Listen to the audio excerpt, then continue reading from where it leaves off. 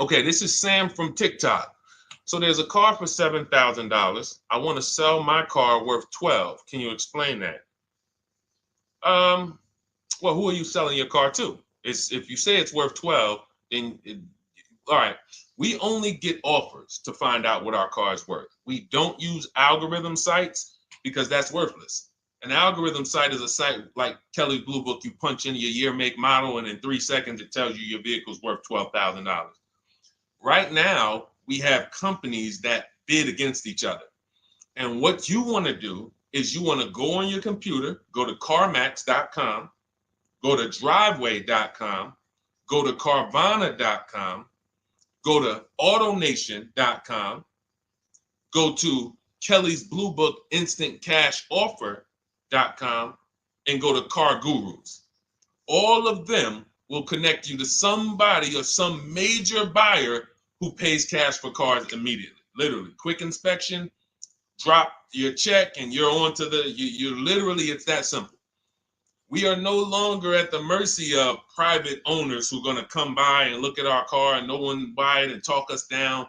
There are extremely competitive buyers in the market that I've been telling people about since 2021 when we were cashing out.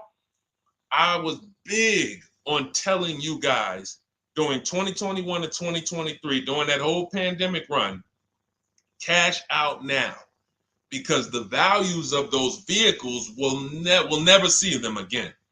So there are some people who cashed out, but that was also the beginning of showing people that you can sell to what is called institutional car buyers. And that is what stopped people from trading their cars.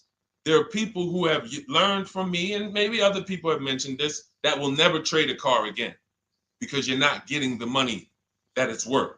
So you go to those 6 companies, Sam, it should take you no more than 20 minutes. They're going to give you their best cash offers. And then you can sell to them and you can go buy something else. But what I want you to get in the habit of doing, everybody, is separating your transactions. What does that mean? Who you sell your car to is different than who you buy a car from. And you need to maximize each transaction. And you're never going to do that mixing all your transactions together, which is what most people do. They go into a dealer and they say, hey, I want to buy a car from you, and I want to trade my car into you, and I need a loan. 3 transactions. We don't do that. We separate them and we bid each one out using online tools. And that's how we get the prices we get. And that's how we pay less than everyone else. Okay. So the biggest thing, first thing, is go to those 6 websites: CarMax, Driveway, Carvana, KBB, Instant Cash Offer, AutoNation. And all of you who want to find out what your car is really worth, you go to these 6 websites, get your 6 offers, and then you'll find out what your car is really worth. We do not depend on any dealer to tell us what our car is worth at all. Okay? Shoot the next question up, Dolan. And you guys can continue to type your questions. We're bringing them in from all platforms. This is Terrell Taylor. By the way, everything that I'm talking to you guys about is out of my new digital book. It's called Cars from Home, 7 Steps to Saving Time, Money, and Avoiding Dealerships. Some of you may have it. If you have it, shout out to those who have it, and shout out to those who've used it to actually pay less than everyone else. And make sure I want you to be like Tiffany. Send me your deals. Send me your deals. When you get your cars, I want you to actually send me the results. Look, this is, oh no, that's not Tiffany. That's someone else who used the book. Look, used the book, got $175 a month less than her first quotes before she used the book. So send me, but you can get a copy of this book immediately for 75% off. It's normally $97. Go to my TikTok bio. You won't leave the broadcast, and you can have the entire blueprint. If you don't want to try to remember everything I'll be teaching you over the next hour, you can have the blueprint. You won't pay the $75. You'll get the 75% off. And we also have a comment pinned in the comment section for you guys on YouTube and on Facebook, and on Instagram. You go to my bio. So anyway, go get it, because it's only for 30 minutes. After the timer goes off, it's $97. It's still worth every penny. You can Google it. 5-star book. You can see all the people who rated it, all the people who's using it. This isn't a test. to do, but I want you to get it at 75% off. It's better to pay $24 than $97. Okay, Terrell Taylor. So you said, Terrell Taylor on YouTube said, I have $35,000 to $40,000 to buy a truck with. Should I buy a used or a late model new, 2022 to 24? So whenever we're considering a late model used car, this is a model like Terrell said that is 1 to 2 years old. Let me tell you why I don't like shopping for those first. I like to shop for a new price first. Whenever you are buying 1 or 2 year old used vehicles, you have to realize something. How do dealers get used cars? Trade, or they get them off lease, they buy them. When you have not waited 3 years, you're not going to see a lot of used vehicles in that option because most people don't buy a vehicle and then trade it in 2 years. So you're not going to see a lot of 1 and 2 year old used vehicles. I don't like that because when there's not a lot of a vehicle, the people who have that vehicle get to set very high prices that we have nothing to compare it to. And that's a recipe for losing and overpaying.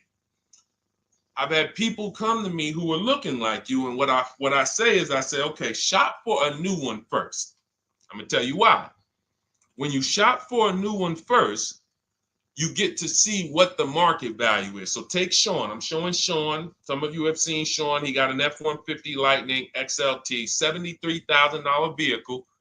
Using what we teach and getting bids from home, using the Cars from Home system, he saved $21,000 on a new one. That was his best offer. He got multiple offers because we always get at least 5. So his best offer, he saves $21,000. If he had gone to look for a 1 or 2 year old one of this, he would have never known that the new ones he can save $20,000 off of if he shops right. Now, some vehicles, it might be $7,000 off, $10,000 off, $5,000 off. The point is, until you know what the new market is for a vehicle, you can't shop a 1 or 2 year old one. Because what happens if you shop a 1 year old version of what Sean got and he goes and he pays, he pays 65 for it because he thinks, or let's say 60. Let's say 60. A brand new one, 73. Someone else is charging 60. All right, it's 2 years old. Let me get that one. Not 15 grand off. Problem is, he just overpaid for a vehicle because he could have got a new one for less than he got that 1 or 2 year old one. That's why the recent shoppers, anytime you guys are shopping 1 or 2 year old, you have to shop new first to find out what the market is. Now, in my book, I have my strategies for shopping new online and shopping pre-owned. It's totally different. Pre-owned, you want to go to all the marketplaces. If a vehicle's not on a marketplace, y'all, don't shop. Don't look at it. What does that mean? You ever walk into a used car dealer and you see a used car, but there's no price on it? Type a $ if you've ever experienced this. If you've ever looked at a deal, you've been in a dealership, you see they have a used car, there's no price on it. Type a $ if you've experienced that. Okay, I see you, Terrell. Okay, perfect. I see you, Don Dickey. Okay, perfect. All right, we have enough people. All right, Makeover Forever Studios. I see you. Okay, Todd May, I see you. So this is a common thing. When you go and look at that vehicle, the most dangerous thing to do, I see you, Tony, is to negotiate on a car with no price because they can make the price up. When a car is on a marketplace like cars.com, carfax.com, carguru.com, carvana.com, carmax.com, these are all the marketplaces we shop for used cars at once. It's like a big round robin for us. This is how I want you to shop. Now you must be competitive or no one's coming. Now there's some people who try to pull a tactic. They'll list a car for 20. They have no intentions on selling it for 20. But they want you to come in and then they'll charge you more, fees, makeup fees and all of that stuff. That's why we always call beforehand. But we know the power is online. The competition is online. So when you're looking, Terrell, you're either deciding, all right, I'm either going to look for a new vehicle, find out what the market price is for the vehicle I'm looking for and how much I can save. What's my best offer? You need to get at least 5 offers. I'm telling you, it's going to be big differences. You have to prove this to yourself. Call around. If you want to do it manually, you don't have my book, do it manually, call around, speak to sales managers. You are going to see it's going to be a $5,000 to $10,000 difference minimum between all of these dealers' offers, minimum. And so then you want to look at the pre-owned options. Then you look at the pre-owned options. And the pre-owned options will tell you what the market is. And so this is only for you who are looking at recent model cars. If you're not looking at 1 or 2 year old pre-owned, this doesn't matter. But those people have a little bit more budget, and that's okay. That's okay. But when you have a little bit more budget where you can look at a 1 or 2 year old pre-owned car, that means you have a little bit more money to lose if you make a bad decision. So that's what you want to consider, Terrell. Shop for the new ones first, depending on what your budget is, and then look at the pre-owned market and say, all right, where's the pre-owned market? But that 1 or 2 year old, you're not going to have a lot. Until that 3 year cycle comes and dealers can start buying those vehicles back off lease, you're not going to see a lot of vehicles. That's why I don't play in that 1 or 2 year old zone. It's just a dangerous zone to play in.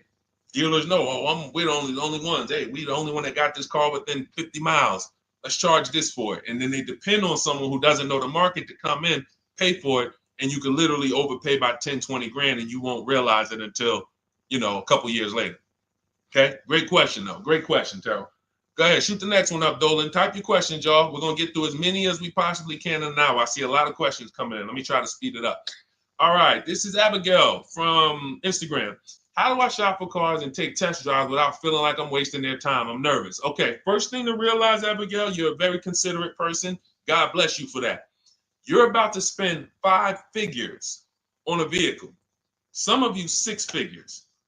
I love the courtesy, but we are the prize. When you're shopping the way I want you to shop, some of you, this is your first time here. You don't even know, hey, who is this guy talking? I spent 14 years in the car business.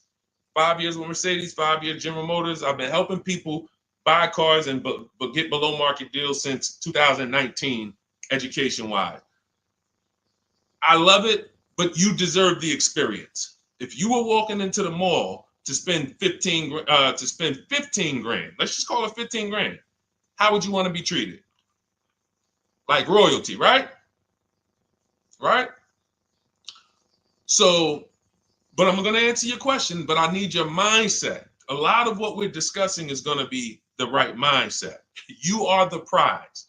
That's why I don't want you going to dealers begging for discounts anymore. I want you sitting at home making dealers bid. This is how we do test drives on new cars and leases. New cars and leases. This is how we do test drives. I have it in my book because it's that serious. You're either going to have a great test drive or you're going to have a horrible test drive experience. We call and we ask the dealer, who's the most experienced person there? Who does everybody like? Who's the person that, has been there for a long time, just has a great reputation? Oh, that's John. John is just, he's been here 20 years. Everybody loves him. Okay, can I speak to John? Hey, John, my name's Deshone. I'm interested in the Honda Pilot. I just like to test drive it. I'm in the process of deciding what I want. And, do you have this particular model? You have one there that I could test drive? John, because we asked for the best person, we're typically going to get somebody who is not going to lie, usually. Not a guarantee, but taking these steps, I know these guys. I've been in this dealership. I know most dealerships have one person there who has a good reputation and who cares about that reputation. If you're enjoying this content, hit the like button, y'all. And Keith, y'all killing the likes on TikTok. Shout out to everybody who's hitting the likes on TikTok, to double tapping the screen. Appreciate y'all. And shout out to everybody who hits the like button. When we get there, we meet with John. We test drive. John, thank you so much. Can I have your card? I'll leave you my information. And if this is the vehicle I want, I'll be in touch with you. Perfect. Oh, Deshone, we don't sit down? We don't think, no, we never sit down. I'm telling you that there are things you must unlearn about the shopping process if you're going to win. And what does winning look like? Getting the most money off in the least amount of time. There's no leverage that you have when you sit down and try to negotiate with a car salesman. Every single dealer around you that wants to compete for your business, you can't talk to them while you're sitting in one dealer talking to a car salesman. That's why we don't do it. We get a card. Thank you so much. Listen, if this is the one for me, I'm going to give you a call. Simple. Pressure's off. There's no pressure in our system. You can't pressure us. That's what I want you doing. New cars, leases, that's how you test drive. 20 minutes, you're in and out. And I'm a car salesman at heart because that's what I am by profession. I would never develop a system that would allow you to waste car salesmen's time. I just wouldn't do it. I developed a system that when our people go get cars, look at Ansley. When our people go get cars, Ansley just got his lease, 1% lease, $58,000 Infiniti. Look, started the process Saturday, accept the deal Monday, all by email. $58,000 car, he's paying $554 a month, no down payment. We have tons of these. None of these people spent, look at Jared, lease like a boss, $569 a month down to $520, Volkswagen Tiguan, no money out of pocket. Let's go to a purchase. Pierre, pre-owned car purchase, got his 2022 Mazda, got a 20% discount off the original MSRP. This is 30 minutes. We are not spending more than 30 minutes in dealerships. Who doesn't want to spend more time in dealerships? Type me if you're like Deshone. I don't want to be in dealerships that long. You thought you had to be in dealers to save the big money, right? You thought you had to be in dealers to save the big money. I'm showing you as someone who pays less than everyone and who teaches people to pay less than everyone. Look, Kimberly, $20,000 off a Maserati, shopping from home. Because when you can talk to more people at once, the discounts fly off. And you see that all these dealers want to compete. So what you want to do, the best thing you can do to not waste people's time, Abigail, is to shop from home the right way. Because when you shop from home the right way, you realize it's only a few things you need to be in the dealership for. That's your test drive. I just told you how to set it up. With used cars, we do it at the end. But we're only there for a second. In fact, when you go to pick up your car, they're going to tell you, thank you. This was one of the most easiest deals I ever made in my life. Because you came in, you emailed us, you knew what you wanted, you gave us the information we needed, we made you an offer, you knew what you were decisive. We have all these scripts. By the way, in my book, I have all the email scripts. You don't have to even think about what you're going to say. It's literally copy and paste, copy and paste, copy and paste, copy and paste when we're shopping for new cars and leases. With used cars, before I go to the next question, I want to hit on the used car process. Used cars, we must test drive at the end. We can't test drive used cars over here and then go and buy another used car over here. So what we do when we narrow our choices down on all these marketplaces to our top 5 favorite vehicles, we need to verify that there's no bogus fees. When I was shopping for my Infiniti truck, I narrowed it down to 4 vehicles. But I'm going to tell you something that's the most, who's bought a used car in their life? Type the letter U. I need you guys to program what I'm about to say into your brain cells for the rest of your life. Type the letter U if you bought a used car or if you plan on buying a used car one day. Type the letter U. All right, I see you, Michael. Don Dickey, okay. Terrell, I see you. Glizzy, Tony, okay. Lori, I see you. Victoria. Anybody who plans on this, let me tell you how. Okay, let me tell you how. All right. See, when I'm about to reveal big stuff, I got to kind of see how I want to say it. The marketplaces that we go to look at used cars on, They're never going to tell us what a great price is. And I'm going to tell you why. The only thing that matters, let's say we're looking at 4 white Honda Accords. 4, they're all white. These are the cars we want. We've narrowed it down. We're looking at 4. They all got similar miles, and they're asking price is $20,000. The marketplace is going to tell you what they think a good deal is based on algorithms. Based on all the vehicles listed on the market, this is a good deal. This is a bad deal. Here's what matters. How much was the original price of each vehicle? Why is this the only important thing? Because if we're looking at 4 white Honda Accords, but one of them was $35,000 when it was new, one of them was $39,000 when it was new, has a sport package, some special technology. One was $31,000 when it was new. One was $29,000 when it was new. What's the best value?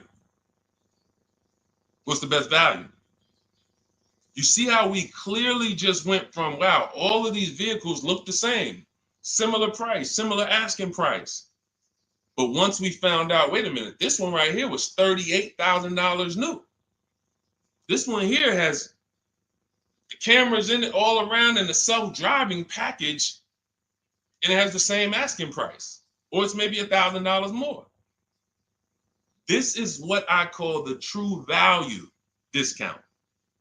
The true value discount. And let me tell you why the marketplaces will never tell you this. Because if they advertise the true value discount, someone has to be at the bottom. In other words, when you're looking at Honda Accords, if you could go right to the true value, who's giving me the biggest discount off the original MSRP?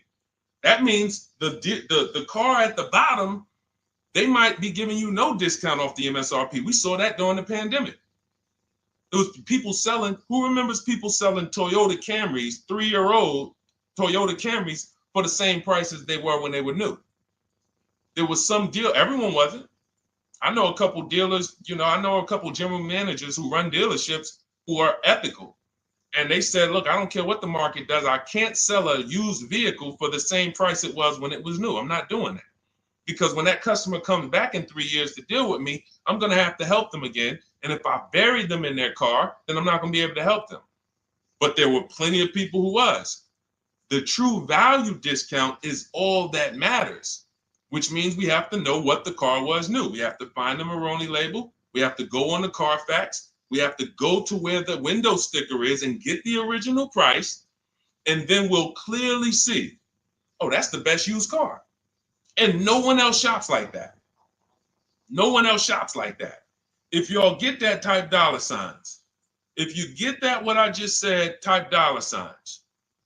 That is what is important, not what they tell you is a good deal. So going back to me, when I got my Infiniti truck, 4 vehicles, all in a similar price range, all white.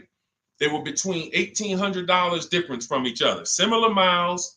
But once I found out that one was 46,000 new, one was 48,000 new, one was 52,000, and the one I ended up getting was 54,000. That separated it. The one that was 54,000 new, they were giving me a 42% discount asking price. These are things that help you cut through the mess, the smoke and mirrors of the car business. In order for you to win and pay less than everyone else, you have to cut through the smoke and mirrors. That's what I'm great at showing you because I was in the business. So these are the things that, again, if you say, Deshone, I need the whole blueprint. I need to give me the step-by-step. I'm leasing, used cars, high mileage, new cars. Give it to me step-by-step. That is my new digital book. It's called Cars from Home, 7 Steps to Saving Time, Money, and Avoiding Dealerships. It'll be in your inbox in literally 5 minutes, and you get yours for 75% off. Support yourself and support your family by getting your copy. Go to my YouTube comments. We have a link right there pinned for you guys. We have a link in the Facebook comments. Get your book for 75% off for the next 30 minutes. You'll see a timer on the page. Now, if you're on TikTok, click that picture of me and go to that link in my TikTok bio and click the one that says 75% off to activate the 75% off link. Get your book so that you never have to wonder about this. Now, we're going to continue, but I just know as we answer more questions, some of you are going to forget that. What we just went over in the last 10 minutes, this next question, you're going to forget all of that. All right? Now, Dennis Gamister from Instagram, on a lease agreement, does the deal use the MSRP or the discounted price? So when we're shopping for leases, this is what we do. We get all our offers this is how we construct our offers. If you've ever looked on these commercials and you saw, well, Deshone, when I look at leases, though, it seems like, one, they limit me on miles. And then I also see that they want a bunch of money up front. You are correct. But they only limit you on miles according to the miles you told them you were going to drive. They don't pick the miles for you. We select the miles. And what ends up happening is people will, because they typically don't know how to shop, they're negotiating. They'll say, all right, well, my payment's $400. That's my budget. I drive more than 10,000 miles a year, but I guess I'll just take the 10. Instead of paying $20 more to get 12, they'll take the 10, and then they'll say something like, if I go over, I'll just buy it. Horrible idea. Absolutely catastrophic idea. Or if I go over, they blame the lease. They literally will get the penalty, get the bill for the 6,000 extra miles that they used, and they're charging them 25 cents a mile now, and say, man, this is why I don't want to lease, because they limit me on my miles. No, they didn't. To save $20 a month, you pick the lower miles. You can customize leases up to 15,000 miles if you want, 18,000 miles. Look at Jen. Jen just got her lease on her Honda. Hold on, where's Jen's lease? She got an 18,000 mile a year lease. Now, the way we shop is 12,000 miles per year, only first month's payment due at signing, and we shop it taxes and fees in the payment. Jen, her best offer on her Honda CR-V hybrid, which is one of the most popular hybrid crossovers in the market, she got $512 a month, 12,000 miles. That's a 1.3 lease. We'll talk about the 1% rule for great lease deals and the 1.5% for overpaying. She gets 1.3. She bumps it up to 18,000 miles per year. But look how much more, y'all. $50. So for $50 more a month, she, instead of driving 12,000 miles, she gets to drive 18,000 miles. And she gets to drive as much as she needs to for $50. Versus her saying, you know, I'm going to take the 12 knowing I don't drive 12, and then I'm going to get penalties and, again, blame the lease. The lease is custom. And the first time I learned about high mileage leases was when I was working at Hyundai. I was a manager at Hyundai for a short period of time. It was a highway dealer. The guy ended up going to jail. It was typical, like, you know, I've worked in some dealers, some phenomenal dealers, but this one was like, if you ever could imagine the prototypical highway scam dealership, I mean, this was it. So I was only there for 6 weeks, but I was a manager, and what I saw was I was taking care of this guy's lease who was just finished with it. He had 72,000 miles on it, and I went out there and I said, wait, you leased this? 72,000 miles? He said, yeah, I always lease now. He said, I used to come in every time I bought a car, my negative equity was ridiculous, $15,000, $10,000. I had to keep writing these big checks. And I just said, you know, let me switch to leasing. A customer taught me about high mileage leasing. That's why when I say car salesmen aren't trained, they're not trained. We learn things by intuitiveness and curiosity, and you know, we're not trained on finance and insurance and leases versus buying, none of that. You know, so anyway, I said, wow. And so I looked at his payment. This guy is only paying like $175 more a month, not even, to drive 25,000 miles a year. So if a normal Hyundai lease was $299, he's paying $450, $475, and he's driving 25,000 miles a year. Boom, drops it off, Boom. No negative equity, none of the trash that most high mileage drivers are dealing with. So when we are shopping for a lease, we have to shop with our template. Whenever you're getting your lease quotes, it's 12,000 miles a year, first month's payment only due at signing, taxes and fees in the payment. Assume tier 1. That's what we blast out. In my book, I have something called the 25 to 5 strategy. We connect with 25 dealers online. You use my email scripts, copy and paste. We're going to get 5 offers. This will take you. You saw Ansley. He said, I started it Saturday. By Monday, I accepted a deal. This doesn't matter. This is a 24, 48-hour turnaround to start getting offers on these vehicles. Now, once we're looking at offers, we take the MSRP. We take the monthly payment. We divide it into the MSRP. So let's just say we're shopping for a vehicle. It's $40,000. One of our offers is $400 a month. $400 a month. No money due at signing, just $400. We drive off. We divide that into the MSRP, not the selling price, the MSRP. So now we divide that into 40,000. We can see and we multiply by 100. That's a 1% lease. The 1% lease rule has been around for the last 20, 30 years. If you could lease a vehicle and the offers is under 1% of the MSRP, it's a steal. Great value. Because a $40,000 vehicle with no money down to buy would cost probably $800 a month on a 5-year loan. So it's incredible value. It's a steal. You don't have to worry, am I overpaying? Nowhere near. You're still in the vehicle. And we have some people who shop from home using the car. If you're Deshone, do those deals really exist? If you're on YouTube or Facebook, you can see right now. Look, Greg got a 1% lease on his Kia EV6 Win, $527 a month, $56,000 vehicle. Look, Zafrina, $579 a month, $65,000 vehicle. Ansley, you saw Ansley's Infinity. Rosalie's Infinity truck. Right here. Look, it's paying $592 a month, $59,000 vehicle. 1% lease deals are out here when you know how to shop. Now, that's a steal. That doesn't mean that's the best. That doesn't mean, if I can't get a 1% deal. In order to get a 1% deal, you have to not just shop. You need major support from the manufacturer. The lease program has to be good. The rebates have to be good. The residual value have to be good. The money factor, which is the interest rate, have to be good. There's a lease program that no dealer can control. So when we get these offers, that's how we're judging them. Divide the monthly payment into the MSRP.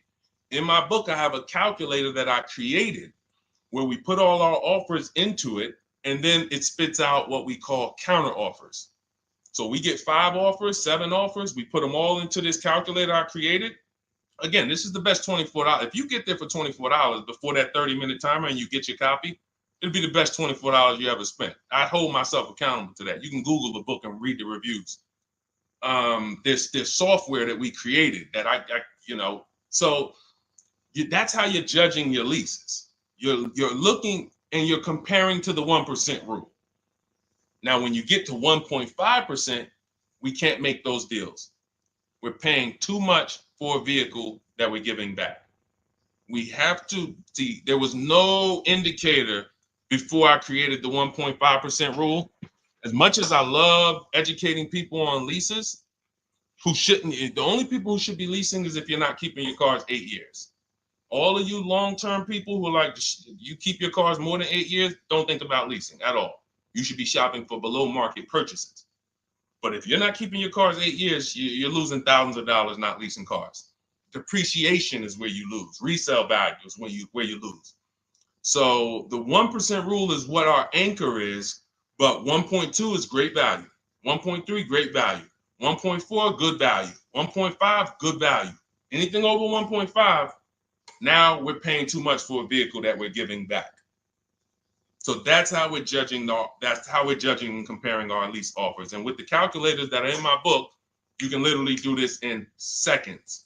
This stuff, these mathematical things that used to be complex, even hard for me to explain, when you're using the stuff in my book and you're seeing, wait, There's calculators I can do this. Boom, boom. Why don't these calculators exist on Google? Because anything that makes dealers compete, they're not going to make for you. They'll make stuff for you that allows you to see more and do this and make it easier and faster and connect to get a loan quick. But competition, any tools that create competition, they're not going to make those for you, because that's where the real money comes off when you make dealers compete. Okay, so you want your copy of Cars from Home, 7 Steps to Saving Time, Money, and Avoiding Dealerships. Click the picture of me on Instagram or TikTok. It's going to take you to my bio. You won't leave the broadcast. Click that link and then click the button that activates the 75% off, and you'll have 30 minutes. Once the timer goes to 0, the $97 price is what you have to pay if you want it. It's up to you, but $24 is much better than $97. $97 is still a great price. I have no doubt that you guys would write me, especially the more you use this. 1, 2 cars, 3 cars. You get 1 lease this year, a used car next year, a new car in about 4 years. And Deshone, what about when websites change? What about, this is an online system. Websites go out of business. Vroom went out of business. They were in my book. We used to get bids from them to sell cars to them. When we were shopping for used cars, they were in my multiple marketplace strategy. They went out of business. I went right into the master file, updated the 9,000 people that had a book. It was probably like 2,000, 3,000 at that particular time. And the next time people opened the book file, there was no room. That's why the book is digital. That's one of the reasons. You'll see the other reasons is I have scripts that I link you to. I have PDFs I link you to. Videos I link you to. I couldn't do this with a real physical book. So again, in the YouTube comments, in the Facebook comments, we have a link for you guys to get your book at 75% off for 30 minutes and use it. All right, Dolan, shoot the next one then, brother. Let's go. How old of a used car should a person buy? That's based on budget. I like to start with, when we open those marketplaces, Tony, you want to start with the most recent cars. The first thing you're doing when you open up the marketplaces, y'all, first of all, we're creating accounts. Out of all those marketplaces I named, 6 or 7 of them, we use 8. We use eBay Motors, we use Carfax.com, we use Cars.com, Autotrader.com, CarGurus.com, Carvana, CarMax, Driveway, and that's 8. 7 of those, or 6, allow us to create an account. Why is it important to create an account? So that every single new car that matches our criteria, as soon as it's listed, we get a notification. The people who have that notification on, most of them don't know how to assess the market like I'm showing you. So even if they get a notification that the car was just posted, they're not going to have the information to take advantage of it. They're going to hesitate. What we do is, the first thing we do after we create our account is we're now assessing the market. Where's the low prices? Where's the high prices? And I'll usually go 3 years back, sometimes 4 years back, and let's assess the market. Now, I have another calculator in the, matter of fact, let me show this to you guys. I have another calculator. It's called the Perfect Budget Calculator. The Perfect Budget Calculator. What this does, you guys can't see this on YouTube, but you can see it on you can't see this on TikTok. But if you go over to YouTube, Facebook, or Instagram, you'll be able to see what I'm sharing right now. Now, what often happens is, let me share this. Hang on. Boom. Okay. So now what often happens is, a lot of you will say, I could put down $2,000, but, if I don't have to, then I won't. Or, if you get a car and you pay $15,000, if you pay $500 a month for 5 years, that's a lower price you paid than paying $500 a month for 6 years. So ways to manipulate our budget is to shop within our budget for a shorter loan. This is all stuff where I said, okay, people don't know they need to be doing this. So let's make a tool that does it for them. And this is, you get access to this when you get your copy of Cars from Home, my book. So let's say we do something called an equity assessment. Everybody who has a car, remember I was mentioning a little while ago, we go to these websites, Driveway, Room, or all these, and we find out what our car is worth. Let's say you're like, man, okay, if I sell my car to CarMax, I'm actually going to have $3,200 of equity. All right, so when I sell, I'm going to put that into my budget. All right, now max, my down payment, max I could comfortably do is $1,500. That's max.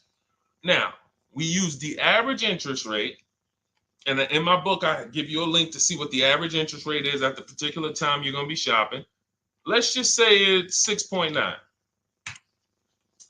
Now, we enter a comfortable monthly payment. Let's say you're like, all right, I don't want to go any more than $425 a month for 6 years. That's my max. You enter your state so we can pull the taxes and we can pull the fees. New Jersey, calculate budget goals. Now it's going to ask you a comfortable monthly payment on a 5-year loan. You might say, all right, same thing.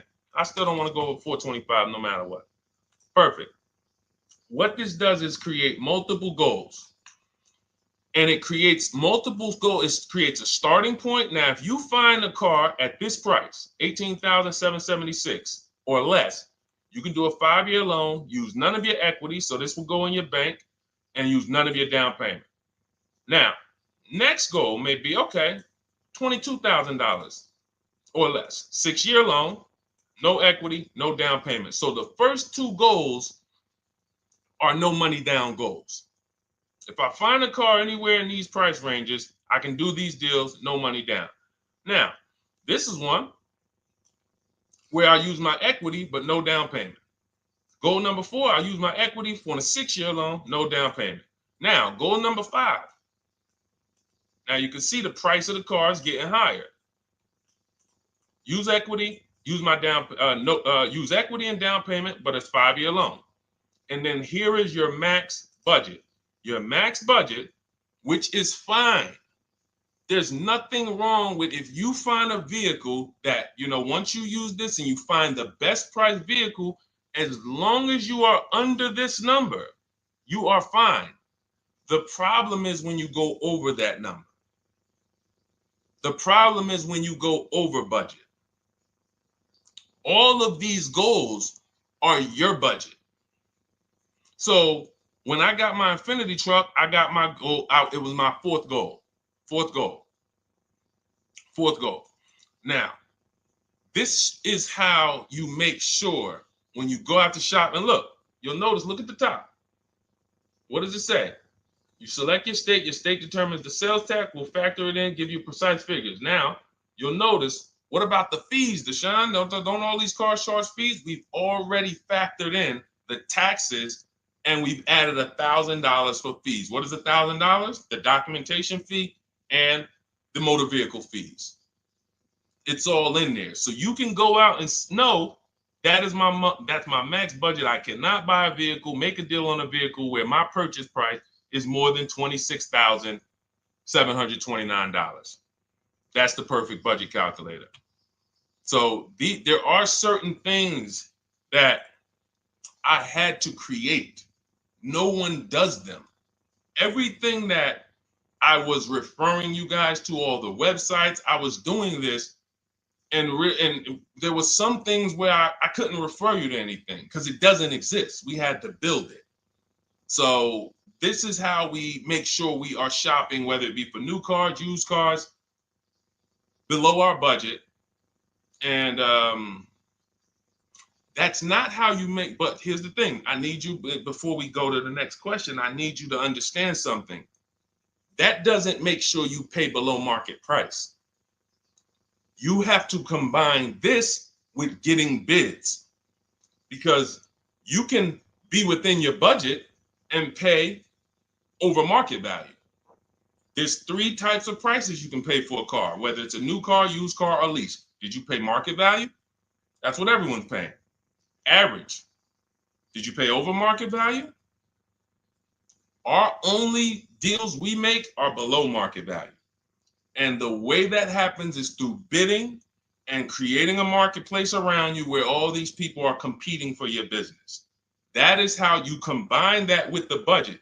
This will keep you below your budget, but it does not guarantee. If I gave this to you, all of you would be like, this is great. I'm never going to go over my budget again. But it does not, until you combine that with getting bids for whatever you're looking for, you still run the risk of overpaying, even if you're under budget. Okay? Clear? Type $ if you're all clear before we move to the next question. And there's no way for us to do this manually. If there was a way that you could do this manually, trust me, I would have told y'all to saw me make a video about it all day on my social media. There was just no way. We had to build software. And you know, in my book, you guys will have access to at least 5 calculators for counter offers for new cars, true value discounts when you put the new price you put the original new price of the used car deal, whatever used car you're buying, you put the new car price in, and then you put in the asking price, and it tells you the true value discount, perfect budget calculator. We have at least 5 softwares that I've custom built, and you know, to make sure you guys get great value. So again, you know, I didn't want to be the person who said, you know, you guys know, there's plenty of people who be like, man, the value I'm giving you guys, I'm gonna charge $2.99 for the book, whatever. The people who pay, they'll save the money. And the people who pay, there'll be some people, because some people are gonna pay, they just see value. Poor people look at cost. Wealthy people look at value. People who are into financial literacy they don't ask themselves, how much does that cost? They ask themselves, what's the value I'm getting from that? And I could have said, well, you know what? I'm going to help you pay less than everyone on new cars, used cars, leases. We'll do $200, $300 for the book. And I only want to sell it to 1% or 5% of the pie.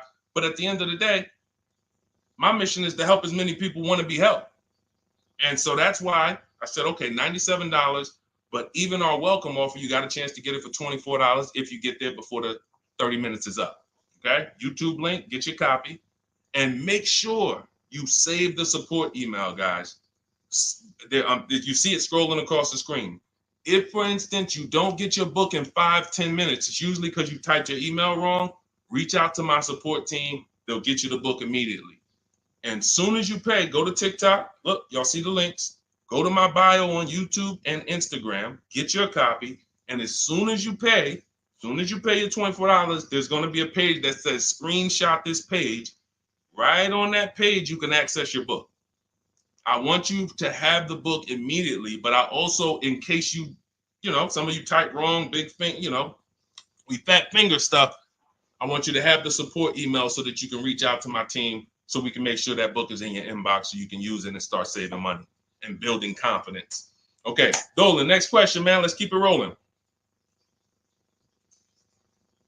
Okay, there's something about Mary on Instagram.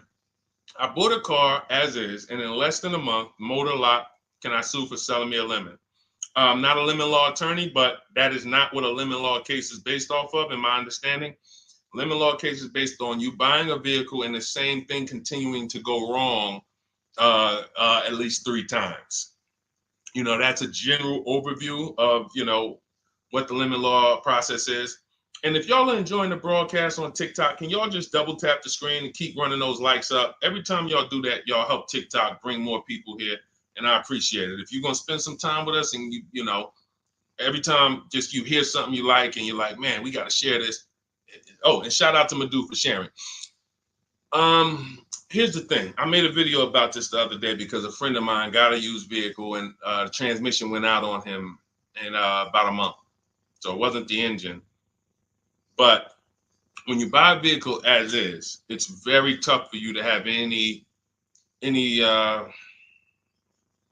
recourse, anything that you can do, because you're signing a contract that specifically says as is.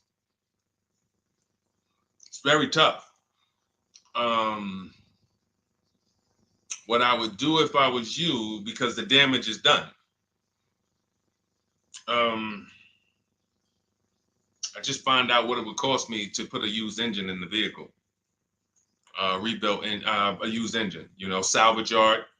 You need to, and especially if you're buying cars that you're paying cash and you're buying as is cars. These are probably cars that are under 10 grand, 12 grand. You need a mechanic. See, because that's a strategy. There is a great strategy called buying inexpensive cars and having a local mechanic so you could do what's right. Oftentimes you could drive those cars for a year or two and sometimes sell them for what you got for them because you've outlived the depreciation. Those cars are not depreciating as much unless you overpay for them. If you overpay for it, then it's going to drop because you overpaid for it. But if you pay a great price on some of these vehicles, you can oftentimes win with this, but it requires skills. One of the skills is, how do I avoid engine issues, transmission issues? So a couple things for those of you who may be going this route, you need to narrow your search down thoroughly based on title history, service records, accident history.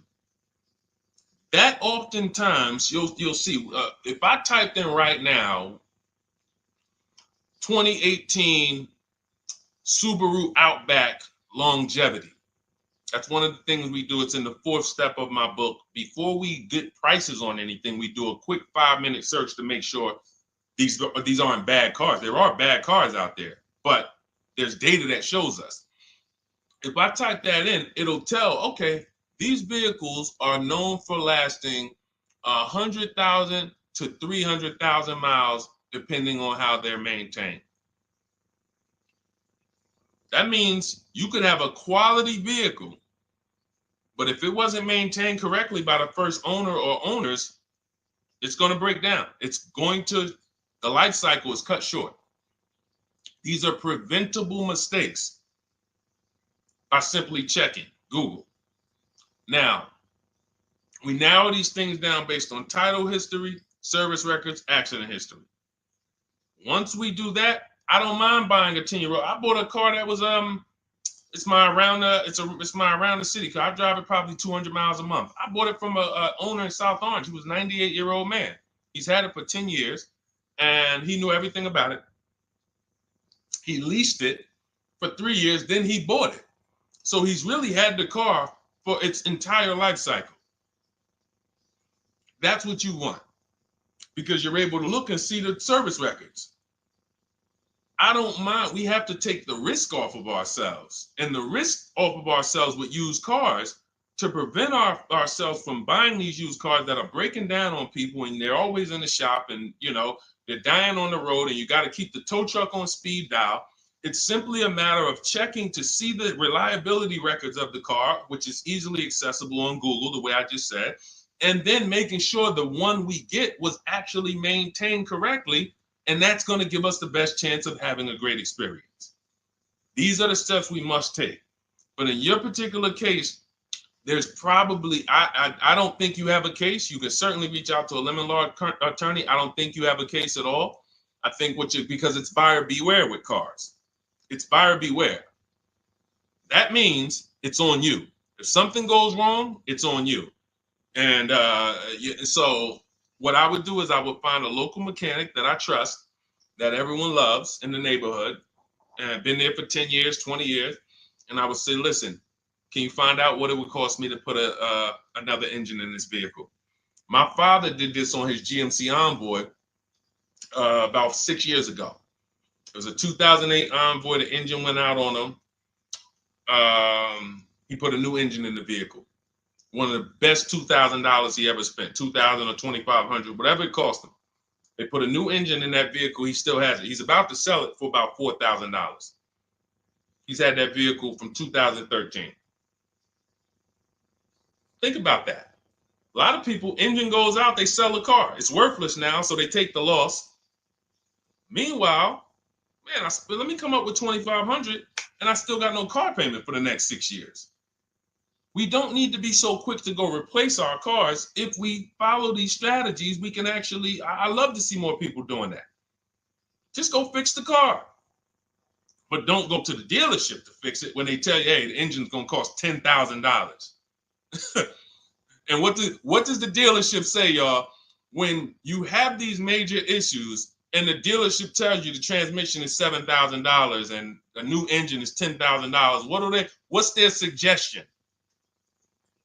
What's their suggestion when they tell you that? Because they already know you're gonna be like, yo, what the heck? I can't pay all of that. What's their suggestion?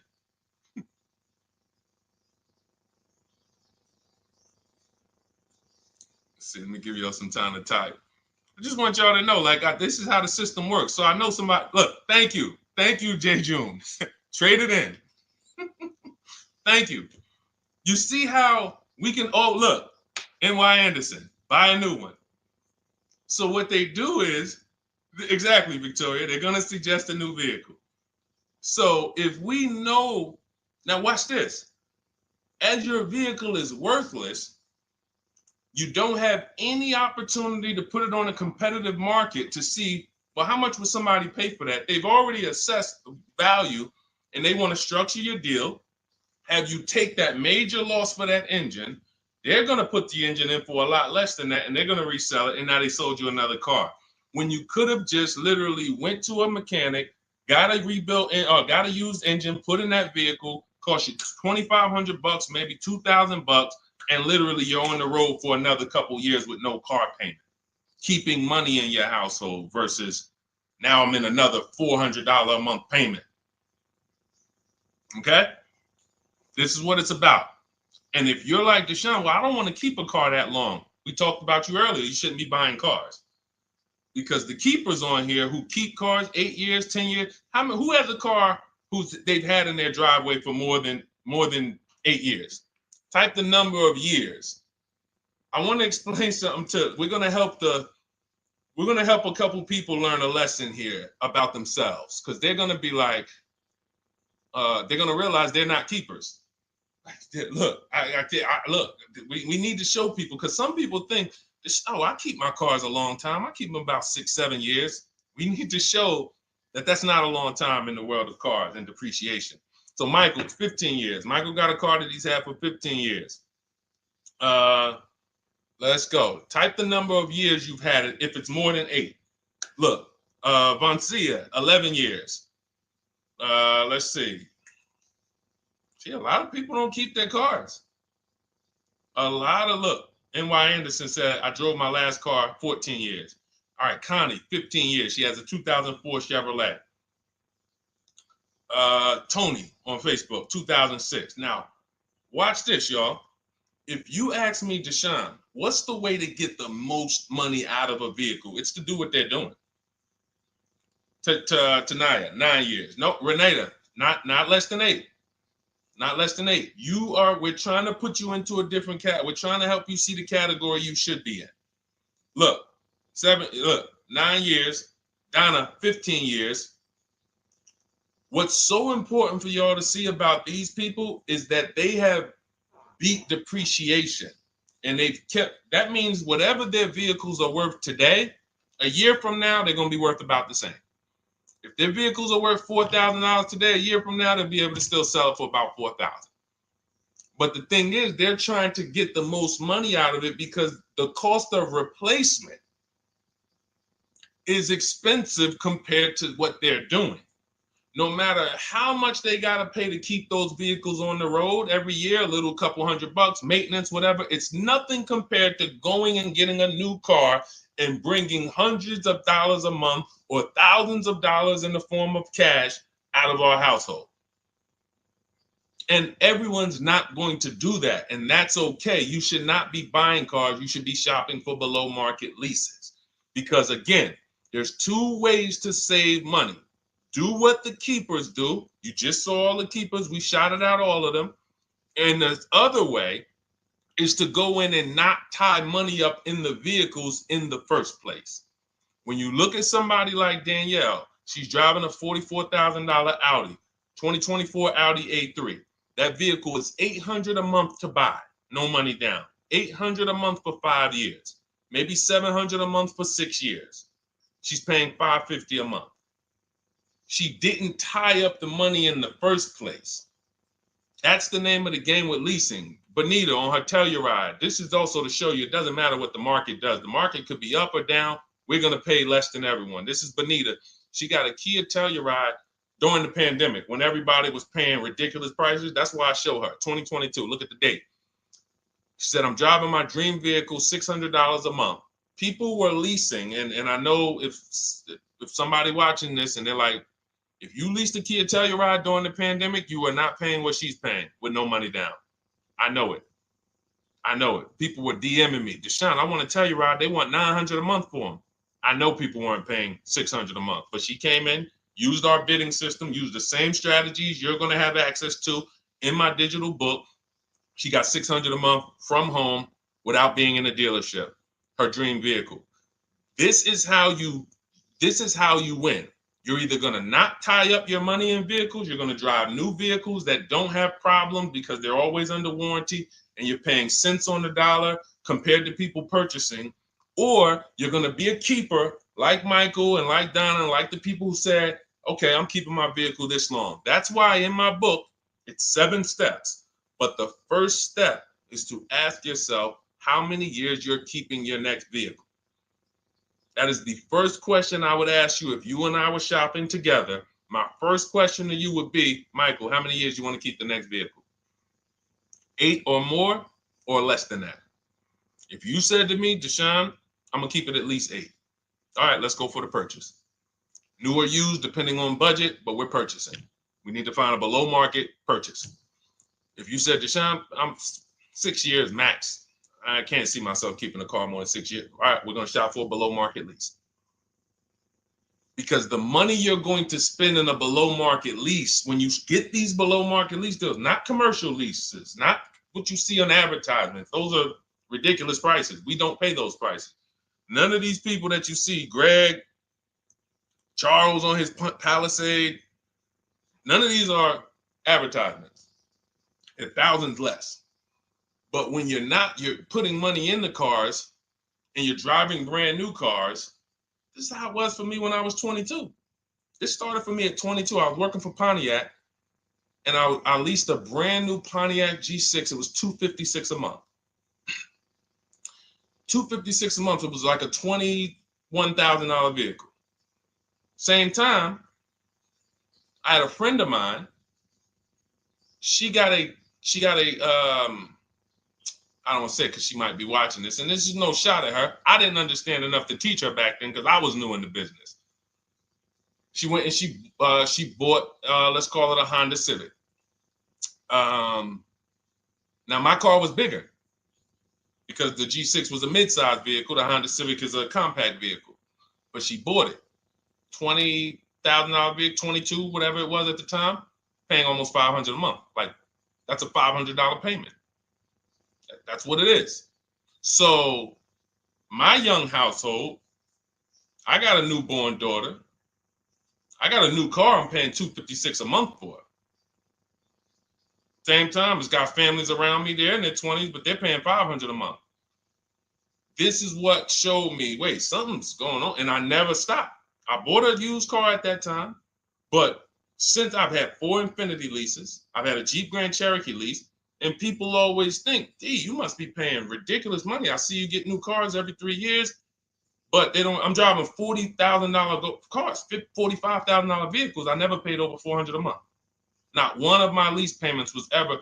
I remember I got this Jeep Grand Cherokee, and it was a $35,000 Jeep Grand Cherokee Laredo, 2018. When I got my offers, the best offer was $330 a month. 12,000 miles per year. And that's what I was driving. If I was driving 15, I would have bumped it up to 15,000 miles per year.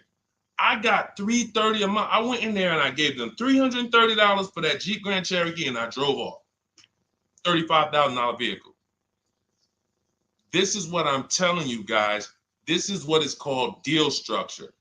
If your deal is not on the right foundation, if you buy, but you should have leased, you're overpaying by thousands and thousands of dollars. And you're going to have subpar vehicles with that run out of warranty, and you're going to have the same payment. You're going to have higher payments. I need you out of these two categories. I need you in one of these two categories. I'm either going to keep my vehicle long enough to beat depreciation, 8 years or more, or I'm shopping for a below market lease. I'm not going to be stuck in the middle no more, buying vehicles and then selling them while they still have a loan on them, negative equity and all of this stuff. This is paramount. Okay, the buying versus leasing thing. I need most of you to put this to bed today. And I think I'm one of the only people that goes into buying versus leasing by the numbers. It's not opinion based. It's not, oh, I think you should lease if you're, depending on the car here, it doesn't matter the car. Doesn't matter the car. You can see Teddy's, let's show Teddy's luxury. Teddy got a BMW. Doesn't matter. He wasn't going to keep it 10 years. Look, goes on a BMW 2024 i4 M50. It's a $73,000 vehicle, $856 a month. $856 a month. Look, he said the dealer's initial offer came in at $937 using the counter offer calculator. Using the counter offer calculator, he counted at $829, $856. If you just jumped on the broadcast, I showed you some of the calculators that I created that are in this book. In my book, there's a reason it's 5-star rated. There's a reason people that you can go read what your peers say about that book.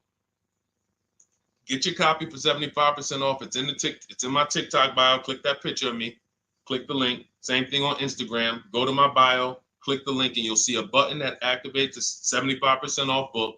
And if you're on YouTube or Facebook, it's in the comments section. 30 minutes only.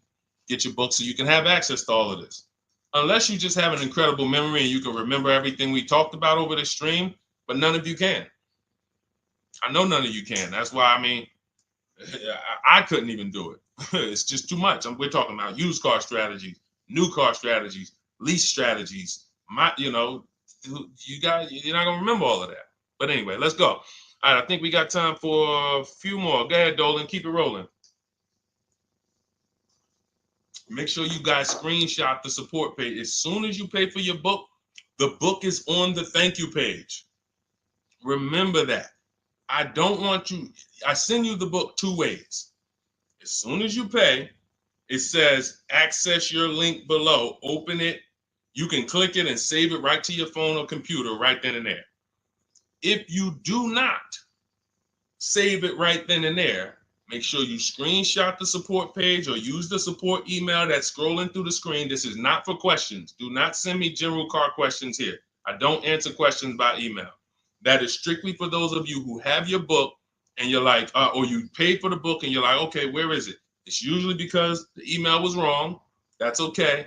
Hit that support email so that my team could send you the link out so that you can have your book today and start digging into it and using it. Even if you're not shopping right now, you can still map a plan out. Go ahead, Dolan, shoot the next question up.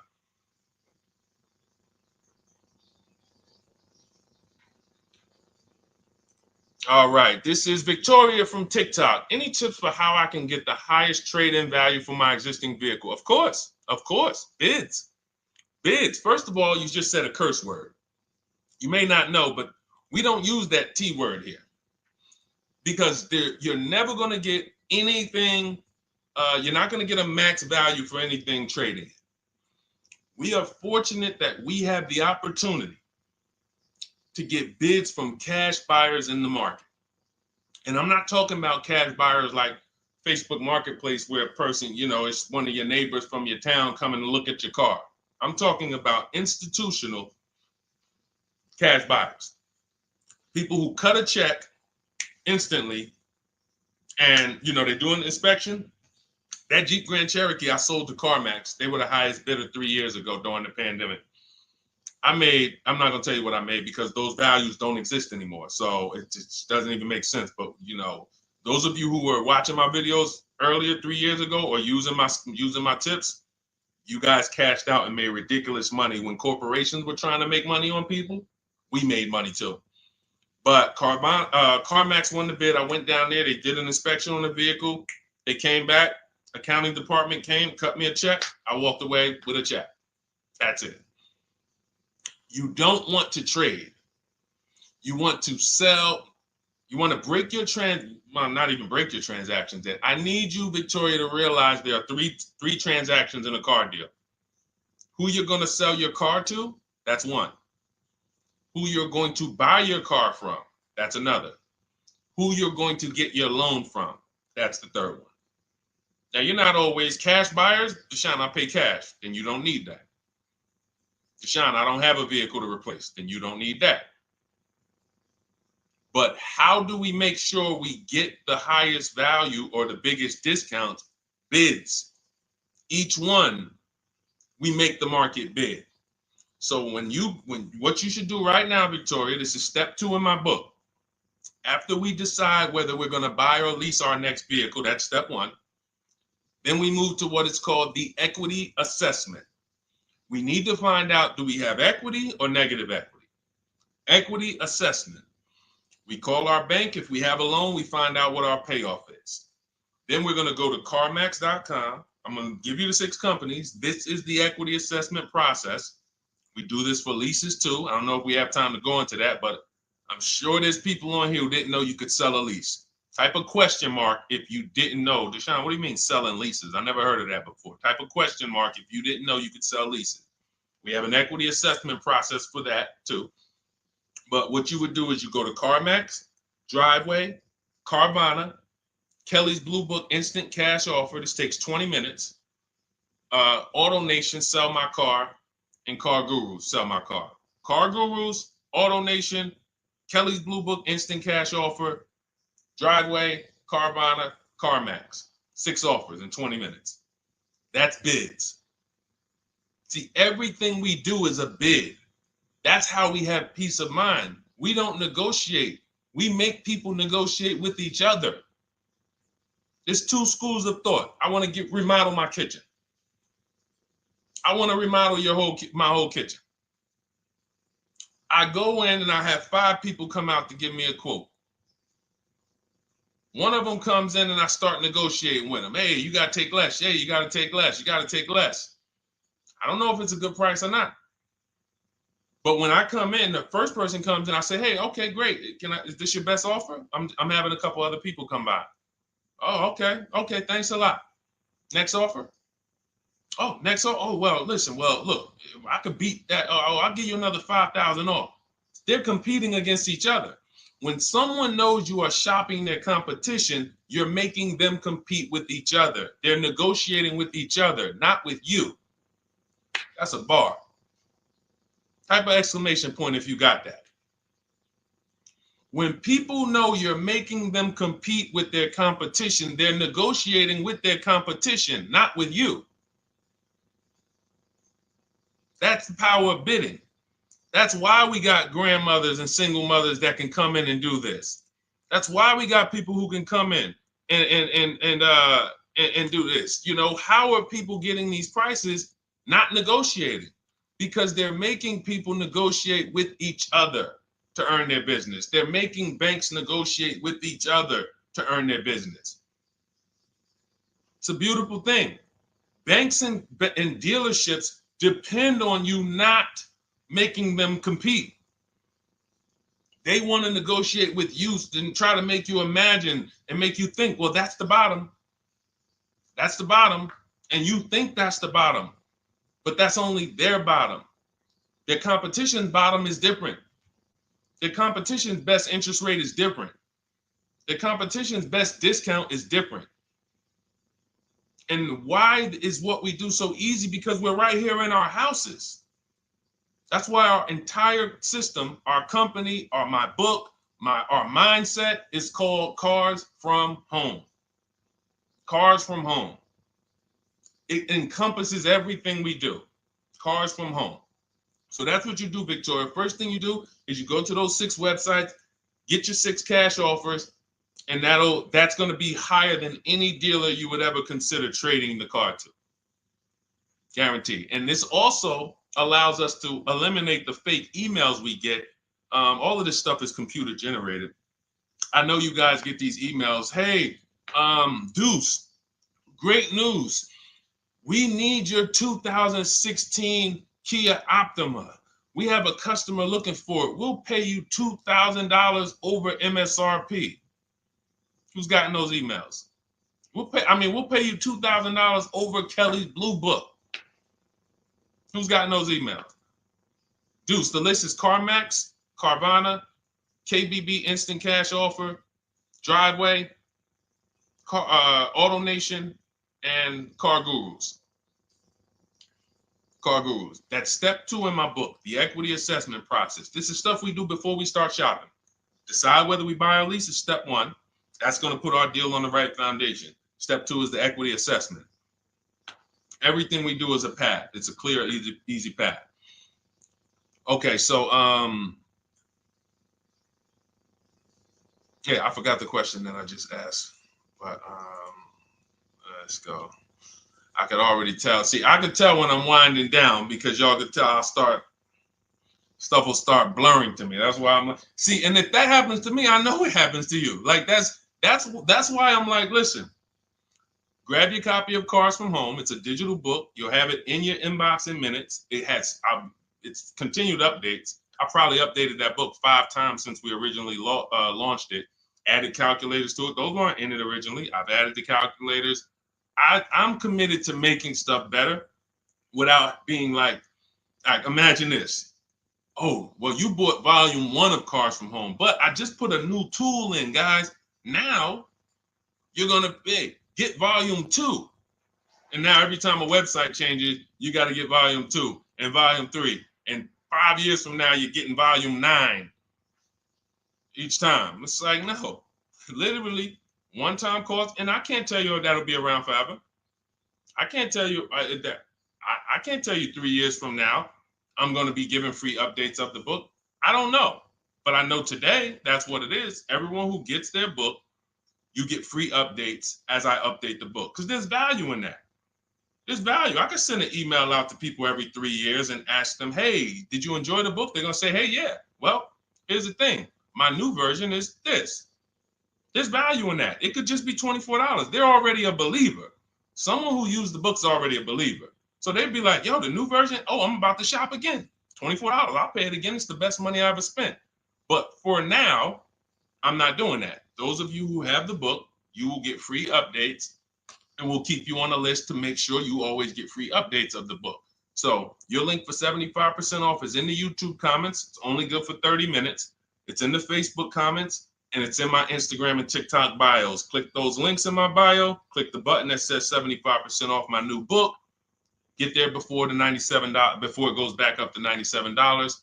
And make sure you save the support email, guys. Screenshot the support email. It's scrolling across the bottom of the screen. If that book is not in your inbox in 5 minutes, I want you to email my support team. Make sure you check your spam. And I also want you to, as soon as you purchase, you'll see, I say, hey, access your book below. So there's a link where you can click, open it up, get your book immediately if you want to download it, but I also email you a copy. But make sure you save the support email just in case. And again, that email is not for questions.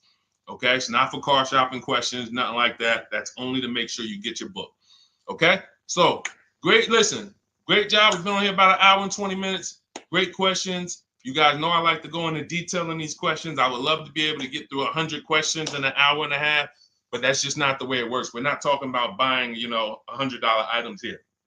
If we were talking about house buying, we'd have to go into detail. These are major items. This is the most expensive item y'all are going to buy behind your house. Think about that. And think about how many people are there to protect you when you buy a house. Think about how many people have licenses. See how that question got asked earlier? Can they sue if it was a house and they did you wrong? Sure.